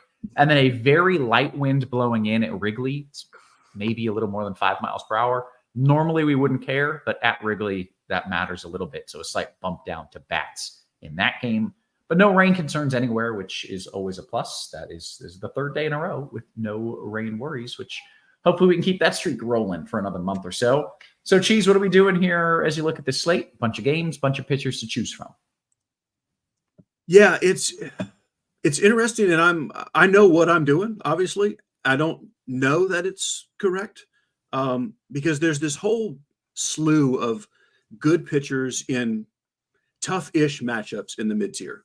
That being Max Fried, Nestor Cortez, Aaron Nola, Jameson Taillon. You could maybe include Kyle Gibson in there. All those names I just mentioned, I have 0. Yeah, I don't know if that's right or not. We'll find out in a few hours. Where I have the salary, me and everybody else are playing Jack Flaherty. But he is pretty expensive, and I don't think he's actually like either mega chalk or a mega must play. I think he's clearly the best pitcher for raw points, the best pitcher for upside, but he's really only in about half my lineups on DK and a little less than that on FanDuel. The one mid-tier guy I am playing is Ryan Pepio, just because he's got the better matchup than all those guys I mentioned before. I feel like the guys I'm not playing are slightly better pitchers than him. Max Fried, Aaron Nola, and Nestor Cortez. Slightly, but they're all pretty close. And I'll just take the guy pitching in Oakland when they're all close. So that's what I'm doing at the high end. On the cheap end, I have a weird stand tonight, and I don't know that it's right. But it's what I'm doing. That's Nick Martinez on DK. The guy's walked 2 batters in 2 months. It's incredible. Now, just not walking anybody, and he's been in the bullpen a lot. That doesn't make him amazing, but he's also not getting hit hard at all. It could all be fluky sample size stuff. But to me, FanDuel priced him up to $9K, which is probably a little overshooting it, but I think he's closer to that than the $6,300 he is on DK. Mm-hmm. And I think everybody else is playing Yariel Rodriguez and Mitch Spence instead of him, which I have some of them as well. Essentially, I like Spence and Martinez about as much as I like Nola-Freed, Cortez, Taillon, and throw Logan Gilbert in there as well. So I'm saving the salary. And so that's my whole pool. Let me kind of recap. It's Flaherty, Pepio in the mid-tier, then essentially Spence and Martinez on the low end, with a very little bit of Yariel Rodriguez, and that is it for me. And can you remind me who is the guy who hasn't walked a dude in roughly 7 years? Nick Martinez. Okay, that's Martinez. Okay. Yeah. And it's like it's very, we don't really know much. He's only made a few starts. We know the control is real. We don't know what of anything else is real. Like, I absolutely have some bats against him too. This is one of those, like, I think it's okay that the field doesn't like him and that projections don't like him. And I'm not telling you got to play him. I'm just letting you know that I'm playing him. Love that. Okay, good stuff. Cards, I want to bring you in. Also, real quick, Cheese.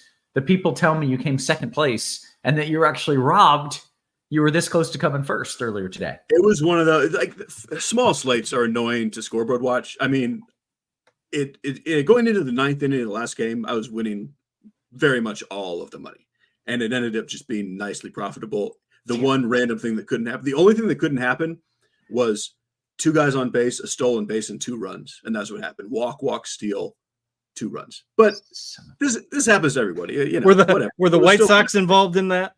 It was Lewis Robert and Benintendi were the two guys that couldn't get 12 points. That was all that So happened. to make 13. it worse, the White Sox were the team that hosed them over. There you go. That's how that works. All right. Well, congrats on the profitable day. Sorry you got we'll take it. Got some of it taken away at the end there. know Okay, what's- Cards. What are you doing pitcher wise? I guess I'm pretty intrigued with some of Cheese's stances here. So walk me through your thoughts as you start looking at some of these pitchers. Yeah, just a related comment on that. So kind of with what happened to him, the approach I take, I never look at my currently winning until the slate is over. Mhm. Hardly ever. That's no fun. You're a boring old man, is what you are. Sometimes in golf, I will look like at the end of the day, at the end of each day, because it goes for 4 days. But it's just so easy, and it's not going to happen to Cheese, right? Because he's been through it and he's about as level-headed as they come. But I'm maybe a little bit more up and down, as far as mental state goes when I'm sweating games. And so if I see myself lose or effectively lose out on a first place prize like that, or second place or whatever it may be, like I would be more irritated than he is right now. Yeah. And there was one time that happened to me, like I was winning six figures or whatever, and I had the only thing I had to avoid was extra innings, and the last game went extra innings and went like 13 innings, and I ended up falling, to where instead of winning like 100K, I won like 20. And so you can easily see that as, oh, I lost $80,000, right? If you're sweating it the whole way through. So, and that's what I wanted to say. Let me jump in and say, like, the reason it doesn't bother me at all, and the like important note, you did not lose any money. I did not lose $20,000 in that ninth inning. I still made a lot of money today. Like, I made money. I did not lose any money because I kind of was winning until something else happened. But you have to be able to view it that way. That's hard. It's hard for a lot. You hear it all the time. People say, I lost this with that. Yeah. No, you didn't lose anything. If you were profitable, you actually won. So just take it and be happy. But I get it.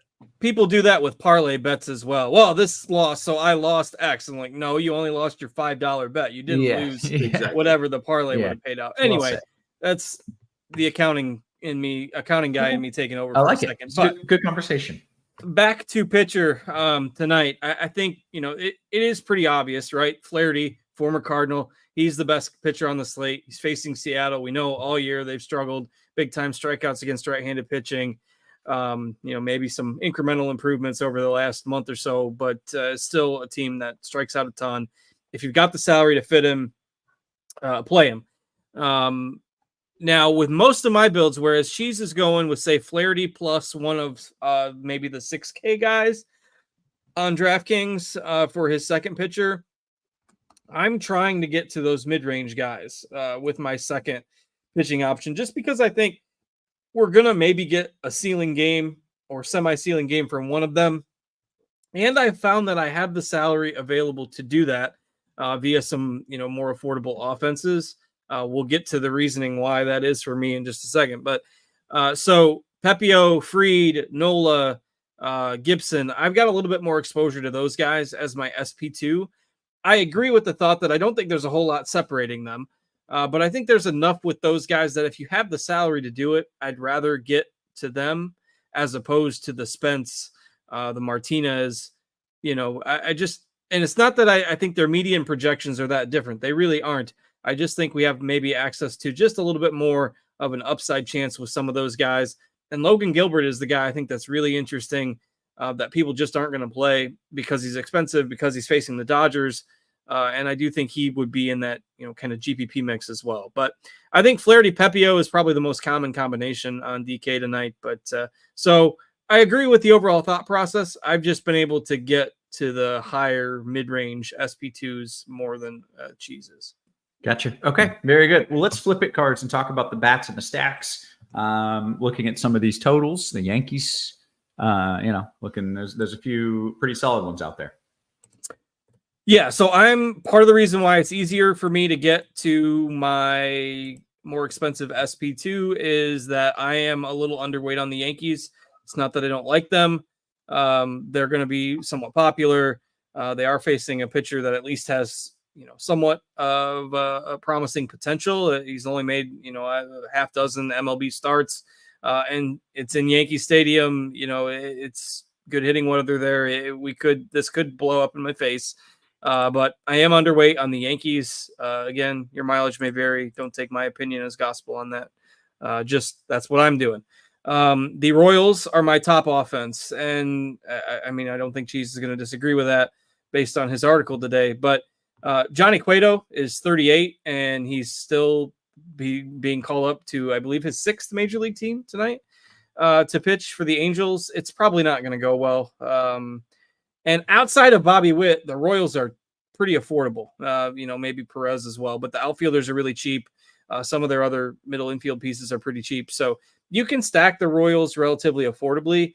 And then on the other side of that same game, the Angels, I think, are viable as a cheaper offense against Lorenzen. So, and all of the Angels starters are under 4,200 on DraftKings. So if you play those guys and maybe some of the Royals sans Bobby Witt, you can really get to pay up for pitching. So the Royals and Angels are probably my top 2. Again, I'm underweight on the Yankees. Everybody else, you can kind of say, yeah, this is a jumbled kind of mid-tier mess, which was basically all of last night's slate. We kind of had that today with the exception of there are at least a few teams at the top. I think Cincinnati's an intriguing stack if you're looking for something a little more off the board. Okay. Geez, are Royals and Angels, like, is that a good play or is that just cards? Like, is that a contrarian play? I don't think it's contrarian, but I think it's fantastic. Like, I think the Royals are the very obvious top offense and the chalk. Yeah. The Angels are my second favorite offense. And I think Ward will be popular and kind of a hoppy, but I don't think as a stack they're that popular. I basically agree with everything Card said. Like the Royals and the Yankees are kind of the obvious top 2, but I'm also happy to be under on the Yankees and over on the Royals. Angels were my other top tier team in the musings, and I'm keeping them there. They're number 3 for me, but really I have more of them than the Yankees because of the pricing. And then it's a whole bunch of, you can play a lot of things. I like the Reds next. I kind of like the Tigers and the Cubs. Like, I feel like that game's going to go way under owned because of just this really slight wind that barely exists. Like that, to me, that's not a spot you need to fade offense. So I do like the Tigers lefties and a Cubs stack. Okay. Any other teams? I've got to interject something here because there seems to be some confusion based on Roth, based on what people are saying in the chat. And I saw Roth, you posted something about you're sweating the shot tracker to determine whether you're going to make $5 or $10 or whatever. I'm a lunatic. Yeah. Let's be clear. I am doing that every day with golf as well. And while the baseball games are going on, I'm like following the players that I've rostered. And I know generally how I'm doing. I just don't look at the currently winning button, right? I'm sweating my rosters just the same as everybody else is. Yeah. I just don't stare at. To me, that's worse. To me, that's worse because if all your players are doing great, you're like, I'm doing amazing, and then you check. And like, $0. I think that's the worst way to go, Cards. Yeah. But whatever works for you. That has happened. Oh man, the game cast though, when you're just watching, like for a basketball game, it's like so and so got a rebound. I'm like, why am I watching this? Like, it's the least entertaining thing ever. What am I doing? But it sucks you in, man. Okay, so we've done pitchers, we've done stacks. We got to go around the horn, talk position by position. Cheese, were there any other teams you wanted to throw in the mix here before we move on? No, they're pretty much all in play. It's one of those. Okay, fair enough. Let's start a catcher and work our way through it then. All right. Kind of love catcher. We're kind of back to that. For the salary, Logan O'Hoppe is my favorite. If salary's no thing, Sal Perez is my favorite and everybody's favorite. Like those two are the chalk. I like both of the Contrerases with a lean towards the Milwaukee Contreras, and I like Tyler Stevenson. I also like David Fry a pretty good amount. Okay, Cards, you got a few catcher names you want to throw in the mix? Yeah, it's the brothers narrative with the Contrerases playing against each other tonight, if you want to take that philosophy. But not playing the Cardinals one is probably just going to be my approach at this point. So William would be my lean. He's also $100 cheaper on DraftKings, but some intriguing power guys here. I mean, Perez, Stevenson, Ohapi, Cheese kind of named the power guys there. And I think, it's a night where if you can get up to one of those guys, I certainly think it makes sense. You can always throw in, whoever as far as your stack goes. Cheese also mentioned David Fry hitting cleanup. Will Smith against Logan Gilbert, maybe a contrarian spend up tonight. I'm probably not doing that, but certainly wouldn't argue with anybody who wants to play Will Smith at 3 or 4% ownership. But otherwise, I think we've covered most of the names there. First base. All right, so it's going to be a theme at most of the positions. Obviously, the Royals guys are going to be, Perez, Pasquantino, obviously Witt when we get there, are going to be my favorite plays at those respective positions, just because of the matchup against Cueto and obviously not a great bullpen behind him. And otherwise, I don't love this position tonight. Again, I like the Angels on the other side of that game. If you need an absolute punt, they've got a rookie, Nico Cavadas, that's hitting 6th tonight. Is the min 2K on DraftKings. I would prefer him individually over Shanuel if you're trying to pick between the Angels first baseman, simply because that, saving that $1,500 could be the difference to getting up to an Aaron Judge or Bobby Witt or getting up to Flaherty at pitcher. I mean, he's 2K. In a decent enough matchup. Not saying that he's the greatest prospect ever, but Shanuel doesn't have a bunch of upside either. So go for the 2K guy if you want to punt. You could go for some of the higher end guys that are against good pitchers tonight. Vlad, Olsen, Harper, lefty on lefty, never gets much attention, but I'm probably not getting to a super deep pool at first base. Cheese, your thoughts at first? Yeah, generally I'm not getting the super expensive guys. Like this is probably the least amount of Ohtani I've had all year, and I'm fine with that. Don't have a lot of Vlad, don't have a lot of Freeman, don't have a lot of Harper. Got a couple Matt Olson's thrown in there. Definitely Vinny P is the guy. I also like Spencer Steer a lot, but I'm doing a lot of cheap stuff. I do like the Angels guys, like Cards mentioned. Hey, Tyler Black is in my pool. That's about it. There's a visitor. Sorry. Yeah, sorry about that. How about second base? So Michael Massey is your chalk and or Gleyber Torres, Royals Yankees running theme. I prefer Massey over Torres, but I like both of them. If salary's no thing, I prefer Brandon Lau over both of them. And on FanDuel, I prefer Spencer Steer ahead of them. Otherwise, we do have another minimum salary Angels prospect, Jack Lopez. A little bit of power, decent amount of speed. I think he's a pretty acceptable punt if you need it. Cards, your thoughts at second base? Yeah, not a whole lot different. And it's not a super great position. So at least last I checked, the Rays lineup wasn't out yet. I'm not playing a ton of them against Mitch Spence, but if you want to go with Brandon Lau or Morel, I don't hate it for some power potential, but not a great park. Otherwise, yes, Massey is my preferred option. I've kind of adopted a mantra of never play Gleyber Torres when he's popular, and that generally happens every time he leads off. It usually works out because he hasn't really been all that good. So I'm probably going – I mentioned being underweight on the Yankees. If you look at that game log, if you just click on our RG profile and open up Torres, it's like red, all red. See, yeah, Steve did that for me. All red for like the last 2 weeks. So, recency bias, I guess. But I just don't think in the context of that lineup, Torres is all that good. And perhaps your way to differentiate a Yankee stack tonight could be to play Yankee stack without Torres. I don't hate that idea. Especially because I think he'll end up being a little higher owned even than what we have. The position's not all that great. Don't mind Jonathan India in GPPs. Rodriguez is going to have some ownership for Toronto. We know Cincinnati will be aggressive on the bases. So Terang, maybe another guy you could throw into a tournament lineup. Okay. Let me just toss in, since I see the question in the chat. Weston Wilson is second base on FanDuel. Like, against Fried is not great, but for 2,400, he's fine. Yeah. Okay. Cards, I want your thoughts at third, but we did just get news that Jack Fraley has been scratched. So if you had any Fraley lineups, you should not. It's weird how much that changes my life, so I'll just be clicking some buttons real quick. Okay, can you Just to be very clear, because there's a Jack Flaherty pitching and a Jake Fraley batting. Jake, and you said, sorry. Jake, right. I'm sorry. Thank you. Just making sure that's not the chalk pitcher on the slate, Jack Flaherty. No, that's all on Dean. That's all on Dean. Yeah, Jack Dean. Fraley. Dean, it was totally your fault.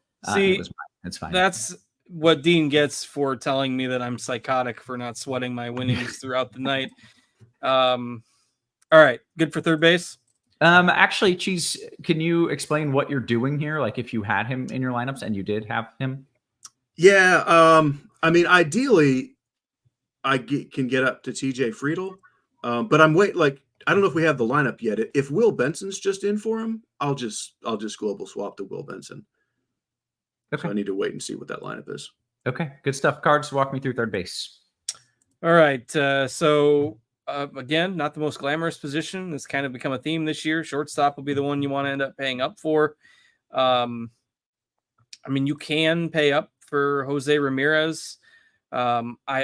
It's 6,300 though. Is a big number on DK against Cortez, but he's the clear. I mean, a lot of the other high-end third basemen played on the early slate, so I'm not going to argue with anybody saying they want to play Jose Ramirez, but you do have Jace Young for Detroit, who's 2,200 if you need a punt.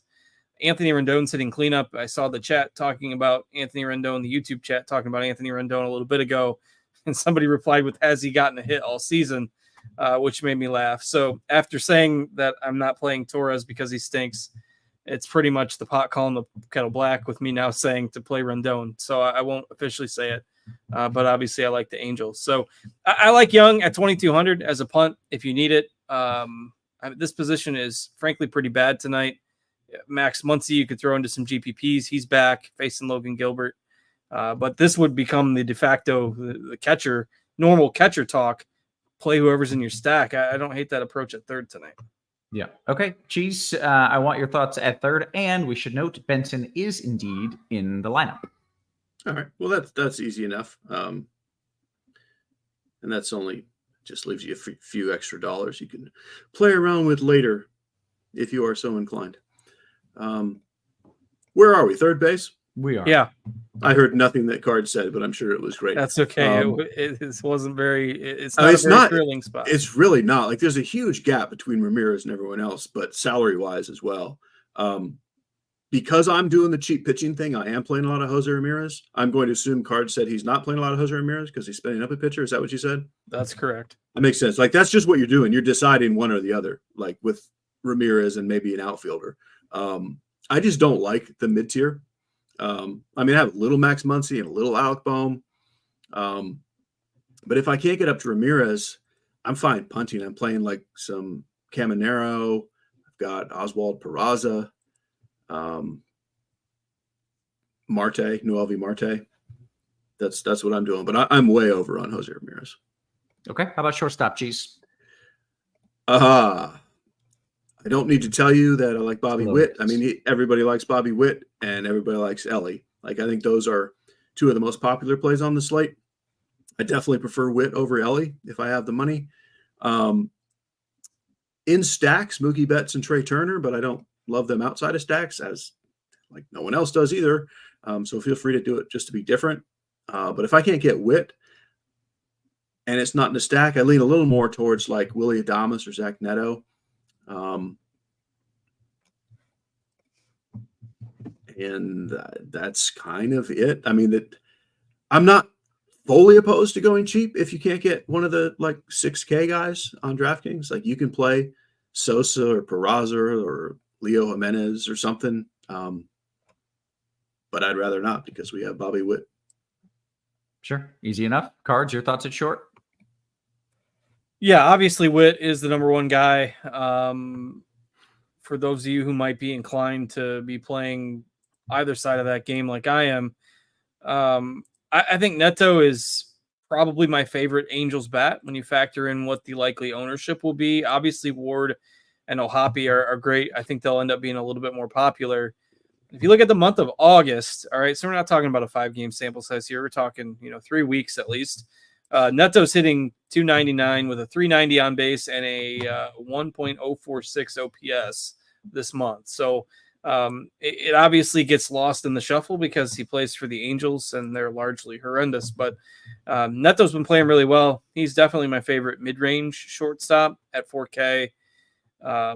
If you're not getting to Ellie or Witt at the top. And certainly there's guys you can use. Leo Jimenez at 2,300 for Toronto, but probably play him at second on DK if I'm playing him. It's just such an opportunity cost at the position that, and we've talked about value at every other spot that, as usual, shortstop's probably the place you want to spend up. Okay. How about the outfield cards? All right. So if you're spending at the top, it's probably going to be between Judge and Ohtani for most people. I'm underweight on the Yankees, but yet I don't want to play Ohtani necessarily against Logan Gilbert. So if forced to choose between the two, I would take Judge, I think. But that's not to say that I'm suddenly overweight on the Yankees, which makes this a bit of a weird position for me tonight. Because if you're not playing Judge and you're not playing Ohtani, the rest of the top end guys don't project all that well. Which means this is a spot where you kind of end up with the value guys. We talked about the Royals. I mean, Melendez, Renfroe, they don't break the bank. Ward for the Angels is going to get some ownership. He's only 3,800 on DK. Dalton Varsho hitting second for Toronto at 4K. Springer's 4,400. All these guys in the mid-range that I can see a bunch of lineups where I end up with, say, 3 guys in the 4K range and skipping out on the top end. Friedel for the Reds. Obviously, Fraley got scratched, but Friedel still hitting cleanup at 4,300. Parker Meadows leading off at 3,200. So a night where I'm kind of living in that mid-range with the outfield choices and not going with the stars and scrubs approach. Okay. Cheese, what say you? Yeah, very similar. I mean, there's just not that many high-end ones to pay for. And it's like, it's not ideal to spend for Ohtani or Betts or Ozuna or Schwarber. Like, you can always play these guys, but I actually kind of prefer Soto over Judge because everyone's going to play Judge. Like, they are facing a lefty, but only for a while. And even in the, super crazy, silly, small sample size, it's not clear that he's not worse against lefties. So I do like Judge and Soto, but if I can't get him, I don't really care. Mm-hmm. I do think Taylor Ward is chalk. I think he's fantastic chalk, and I have a ton of him. Stanton on FanDuel is too cheap. I like most of the other mid-tier guys, cards mentioned. I think on DK, Melendez is the chalk on the cheap side. I like Lane Thomas, and as another random mid-tier guy. I have a little more Joe Adele, Parker Meadows, John Keys, well, than Melendez, just because I think Melendez is a little too chalky, but I do like him. I think that's all the names I need to mention. Okay, good stuff. Guys, the people want some home run calls. I will let you kind of marinate on that. In the meantime, the people need to know they should sign up for RG Premium. NFL Premium for the season is available right now. If you are a non-premium user, you can get $100 off their NFL Premium subscription. All you have to do is click through the banner at RG. That'd be click. You can also get yourself a 6-month combo subscription, exclusive price $469.99. That'll save you $250 as opposed to buying 6 individual months of combo premium, or 1 month of RG combo premium is $120. If you just want a test run, dip your toes in the water, 3-day pass is $19.99. That is essentially the cost of a Chipotle burrito these days. 3 days of RG premium for lunch. Do it. Because you got to get double protein. You got to get the guac. You got to get the chips. By the time it's all said and done, it's $20. Probably more burrito. than $20. All right. Yeah, it's a $25 burrito. Okay, with that, I do imagine we've got some home run calls and cards. You can lead us off. Okay, I will go with Bobby Witt as the obvious high-end choice. I will go with Zach Neto in the mid-range. Yeah, that's 2 shortstops, but if you're betting them, you can bet 2 shortstops. You're not limited by that. And I'll throw TJ Friedel in there as well. Very good. Cheese, you got a few home run names for me? Spencer Steer, Taylor Ward, Logan O'Hoppe. Very good. Okay. We're going to get to some of the old QQs here in, I'd say in the Discord, but where's my Discord? We'll start in the YouTube. By the way, hit us with a thumbs up if you're watching on YouTube. Get a few of these questions. Here's one from Flying Armbar. Your favorite 3 outfielders on FanDuel, Cheese, not named Judge, Soto, Ohtani. Thank you. Assuming it's somewhat with salary considered, Taylor Ward is 1. Stanton is 2. If you don't care about ownership, Melendez is 3. If you do care about ownership, we'll go to Lane Thomas. Okay. Let's see. FanDuel single entry question here. Yeah, actually, it just says 4 single entry, so it doesn't specify FanDuel, but 4 single entry cards. You want Flaherty and Covadas or Pepio and Castellanos? Sorry, I need that one more time. Yeah, great. Because I really wanted to pronounce those names again. I did that on purpose. Flaherty, Covadas, or Pepio, and that guy Casti. I literally cannot say his name if my life depended on it. Yeah, I don't think there's a right answer here. I think it depends on whether you want to play Flaherty. Like, I think the correct answer is probably Flaherty and a punt. So I would officially give that as an answer, though I don't think either approach is wrong. Okay, great. We'll go to Steven's question, cards, and coming right back to you here. Why so many lefties in the Yanks lineup versus Cantillo? Doesn't he have serious reverse splits? Or actually, he just says serious reverse splits, question mark? I mean, we've only seen him, 6 starts at the major league level, something like that. So probably a little bit too early to determine, where he's going to land long term. But I mean, he's a guy that has control issues. So they're just getting their, patient guys in there. For what it's worth so far, yes, 641 weighted on base allowed to lefties, but that's only 16 batters. So, they probably have dug deeper into his minor league data than I have. And yeah, maybe there is more to it that they, we think he's going to be a reverse splits guy. It's somewhat rare for a lefty, but, I would assume that they are playing into that potential narrative with their. They also don't even really have so many. I mean, they have 4 lefties and 2 of them are everyday players. So, I mean, they're not even really like Ben Rice is the only guy who's in there that you wouldn't have really expected anyway. Yeah. Okay.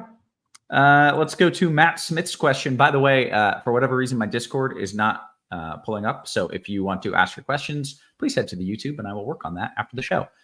Cheese, favorite outfielder, 4,400 or under on DK Cash? Taylor Ward. Okay. Tankenstein says, Cheese, is Maeda worth some shots in a DK 3 entry max? No. Okay. Didn't think so. Cards, thoughts on Detroit bats?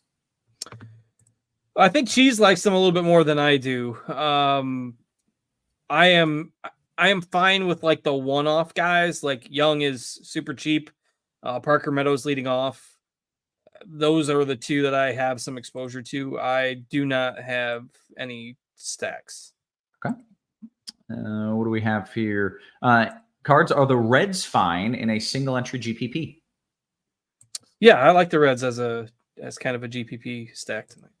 Okay, we'll go to Mike Dunn's question. For DK single entry, will the Dodgers be low owned? Cheese? They will be low owned, yes. Okay, we got my guy Steve helping me out, pulling in questions from the Discord. So, Cheese, FanDuel single entry, better secondary stack, Toronto or the Angels? I prefer the Angels. Okay, cards coming to you here from D-Dot. FanDuel single entry 2v2, Pepio and Ellie or Lorenzen and Soto? Yeah, I'm not playing Lorenzen tonight, so Pepio Ellie. Good, that works. Okay, Razzle Dazzle says cards. Favorite util play at 3K, not including Stanton. This is FanDuel, obviously, because it's a util single entry. Your favorite util play at 3K. Yeah, I had DraftKings pulled up, so throw one to Cheese and then come back to me. I'll have one for you. Okay, Cheese, FanDuel single entry, better pitcher, cheapy, Myers or Spence? I mean, they're like $1,400 apart. But if you have the money, I slightly prefer Myers over Spence. Cards, you got a util player for me at 3K on FanDuel single entry? Yeah, I mean, I like Sal Perez. It's weird because you don't have to play a catcher on FanDuel, but Neto is probably my answer there. He's Neto at 2,900 or Massey at 2,900. Okay. We'll go to Beaner's question. Cards, right back to you here. I have Pepio as my pitcher. Who should I stack it with?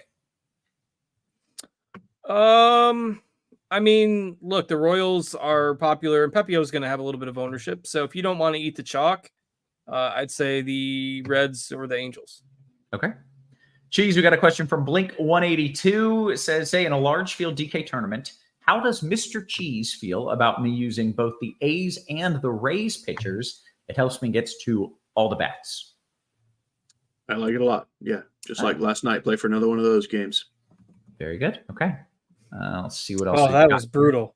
That game was 1-0 last night. The Rays hit one solo homer in the 8th inning by their number 9 hitter. And that was the only run in the game. And I may or may not have bet on the team that lost that game. But not fun. Not a fun way to watch. It's a boring game. Yeah. Will the Dodgers be low owned? Mike says. Did I get to this one? Cheese DK single entry. Will the Dodgers? You did, and yes, they will be low owned. Okay, great. Favorite util play at 3K. We did that one here. FanDuel Cash last piece cards. Torres or Noel in the util. I am not. I mean, again, never play Torres as chalk is my motto. I don't really like Noel tonight either. So, my official answer is neither. But if you have to choose between the two, Torres is probably the right answer.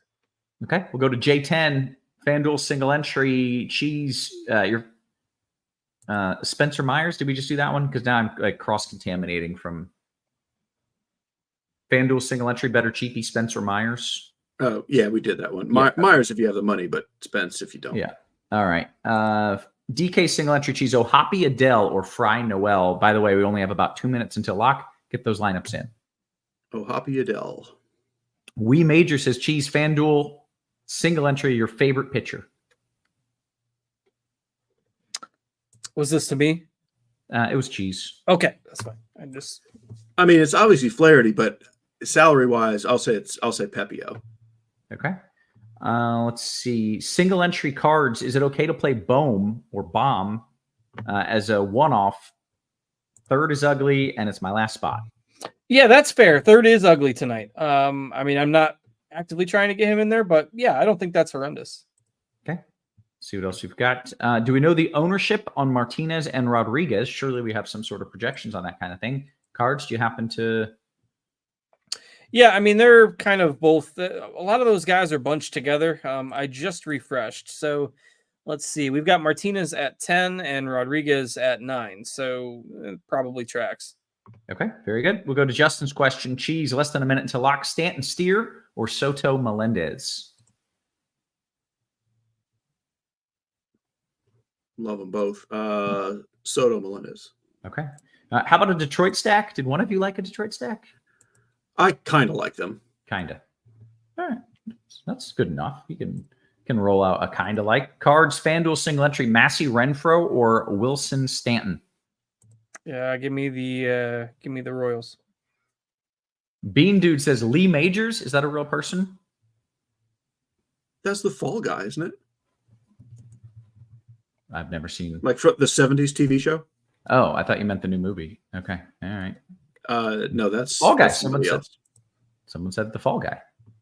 The Okay. YouTube chat has been hijacked by people grading power ranking waffles, French toast, and pancakes. Well, I mean, that's way more interesting. Paul says waffles, French toast, or pancakes. I think I'm a blueberry pancake guy above all else, so I'm going pancakes. But cards, you get to answer next. Yeah, I am somewhat interchangeable with pancakes and waffles. I don't seek out French toast. Like, I will eat all three of them, but the consistency of French toast and whether or not I'm like supposed to put syrup on it, it confuses me. You are supposed to be confused no more. There's your answer. Thank you for the life clarity. I don't know. It's just okay. So it tastes a little too sweet to me with with syrup plus the. I don't know. The egg on it. Yeah, I don't know. I honestly don't really like any of them. If we're being frank here, they're not things that I would ever. Wow. So what is your actively go-to breakfast item? I do egg sandwiches every day for breakfast. Every single day, I put egg and cheese on some sort of bread, and I eat it every day. And I freaking That love seems like it would get boring after a while. Never. It never does. I absolutely love it. We lost cards. Cheese, you want to power rank? Pancakes, waffles, French toast, and we'll bounce. Yeah, I'm with you. I don't love any of them. Yeah. But generally, I'll go waffles, and then French toast, and then pancakes. Yeah. What's funny it's kind of with you. It's kind of like, whatever. Yeah. We've also had this conversation once before on the show, and I did recall that you preferred the waffles. We've done this so many times and talked about so many things that I know your food preferences to just like an outrageous, a weird level. Yeah. Yeah. It's like I know more about what kind of food you like than my wife. that's how often probably more important. So that's right. good. All right. I think with that, I think we can bounce on out of here. Oh, Steven, our producer just got kicked from StreamYard as well, which means we don't know if we can end the show. We don't know. We may or may not have the capability. I made it back. Oh, good. I made it back. I have no idea how to end We the were going to show. be here literally until you came back, no matter how long it was going to be. Whew. All right. That was a close call. Justin says he got booted out for his breakfast takes. Yeah, not putting syrup on your French toast. You deserved it. For Cheese, for Cards, for our wonderful production crew, always working hard behind the scenes. Guys, we appreciate you. We love you. And we will catch you tomorrow. You have been crushed.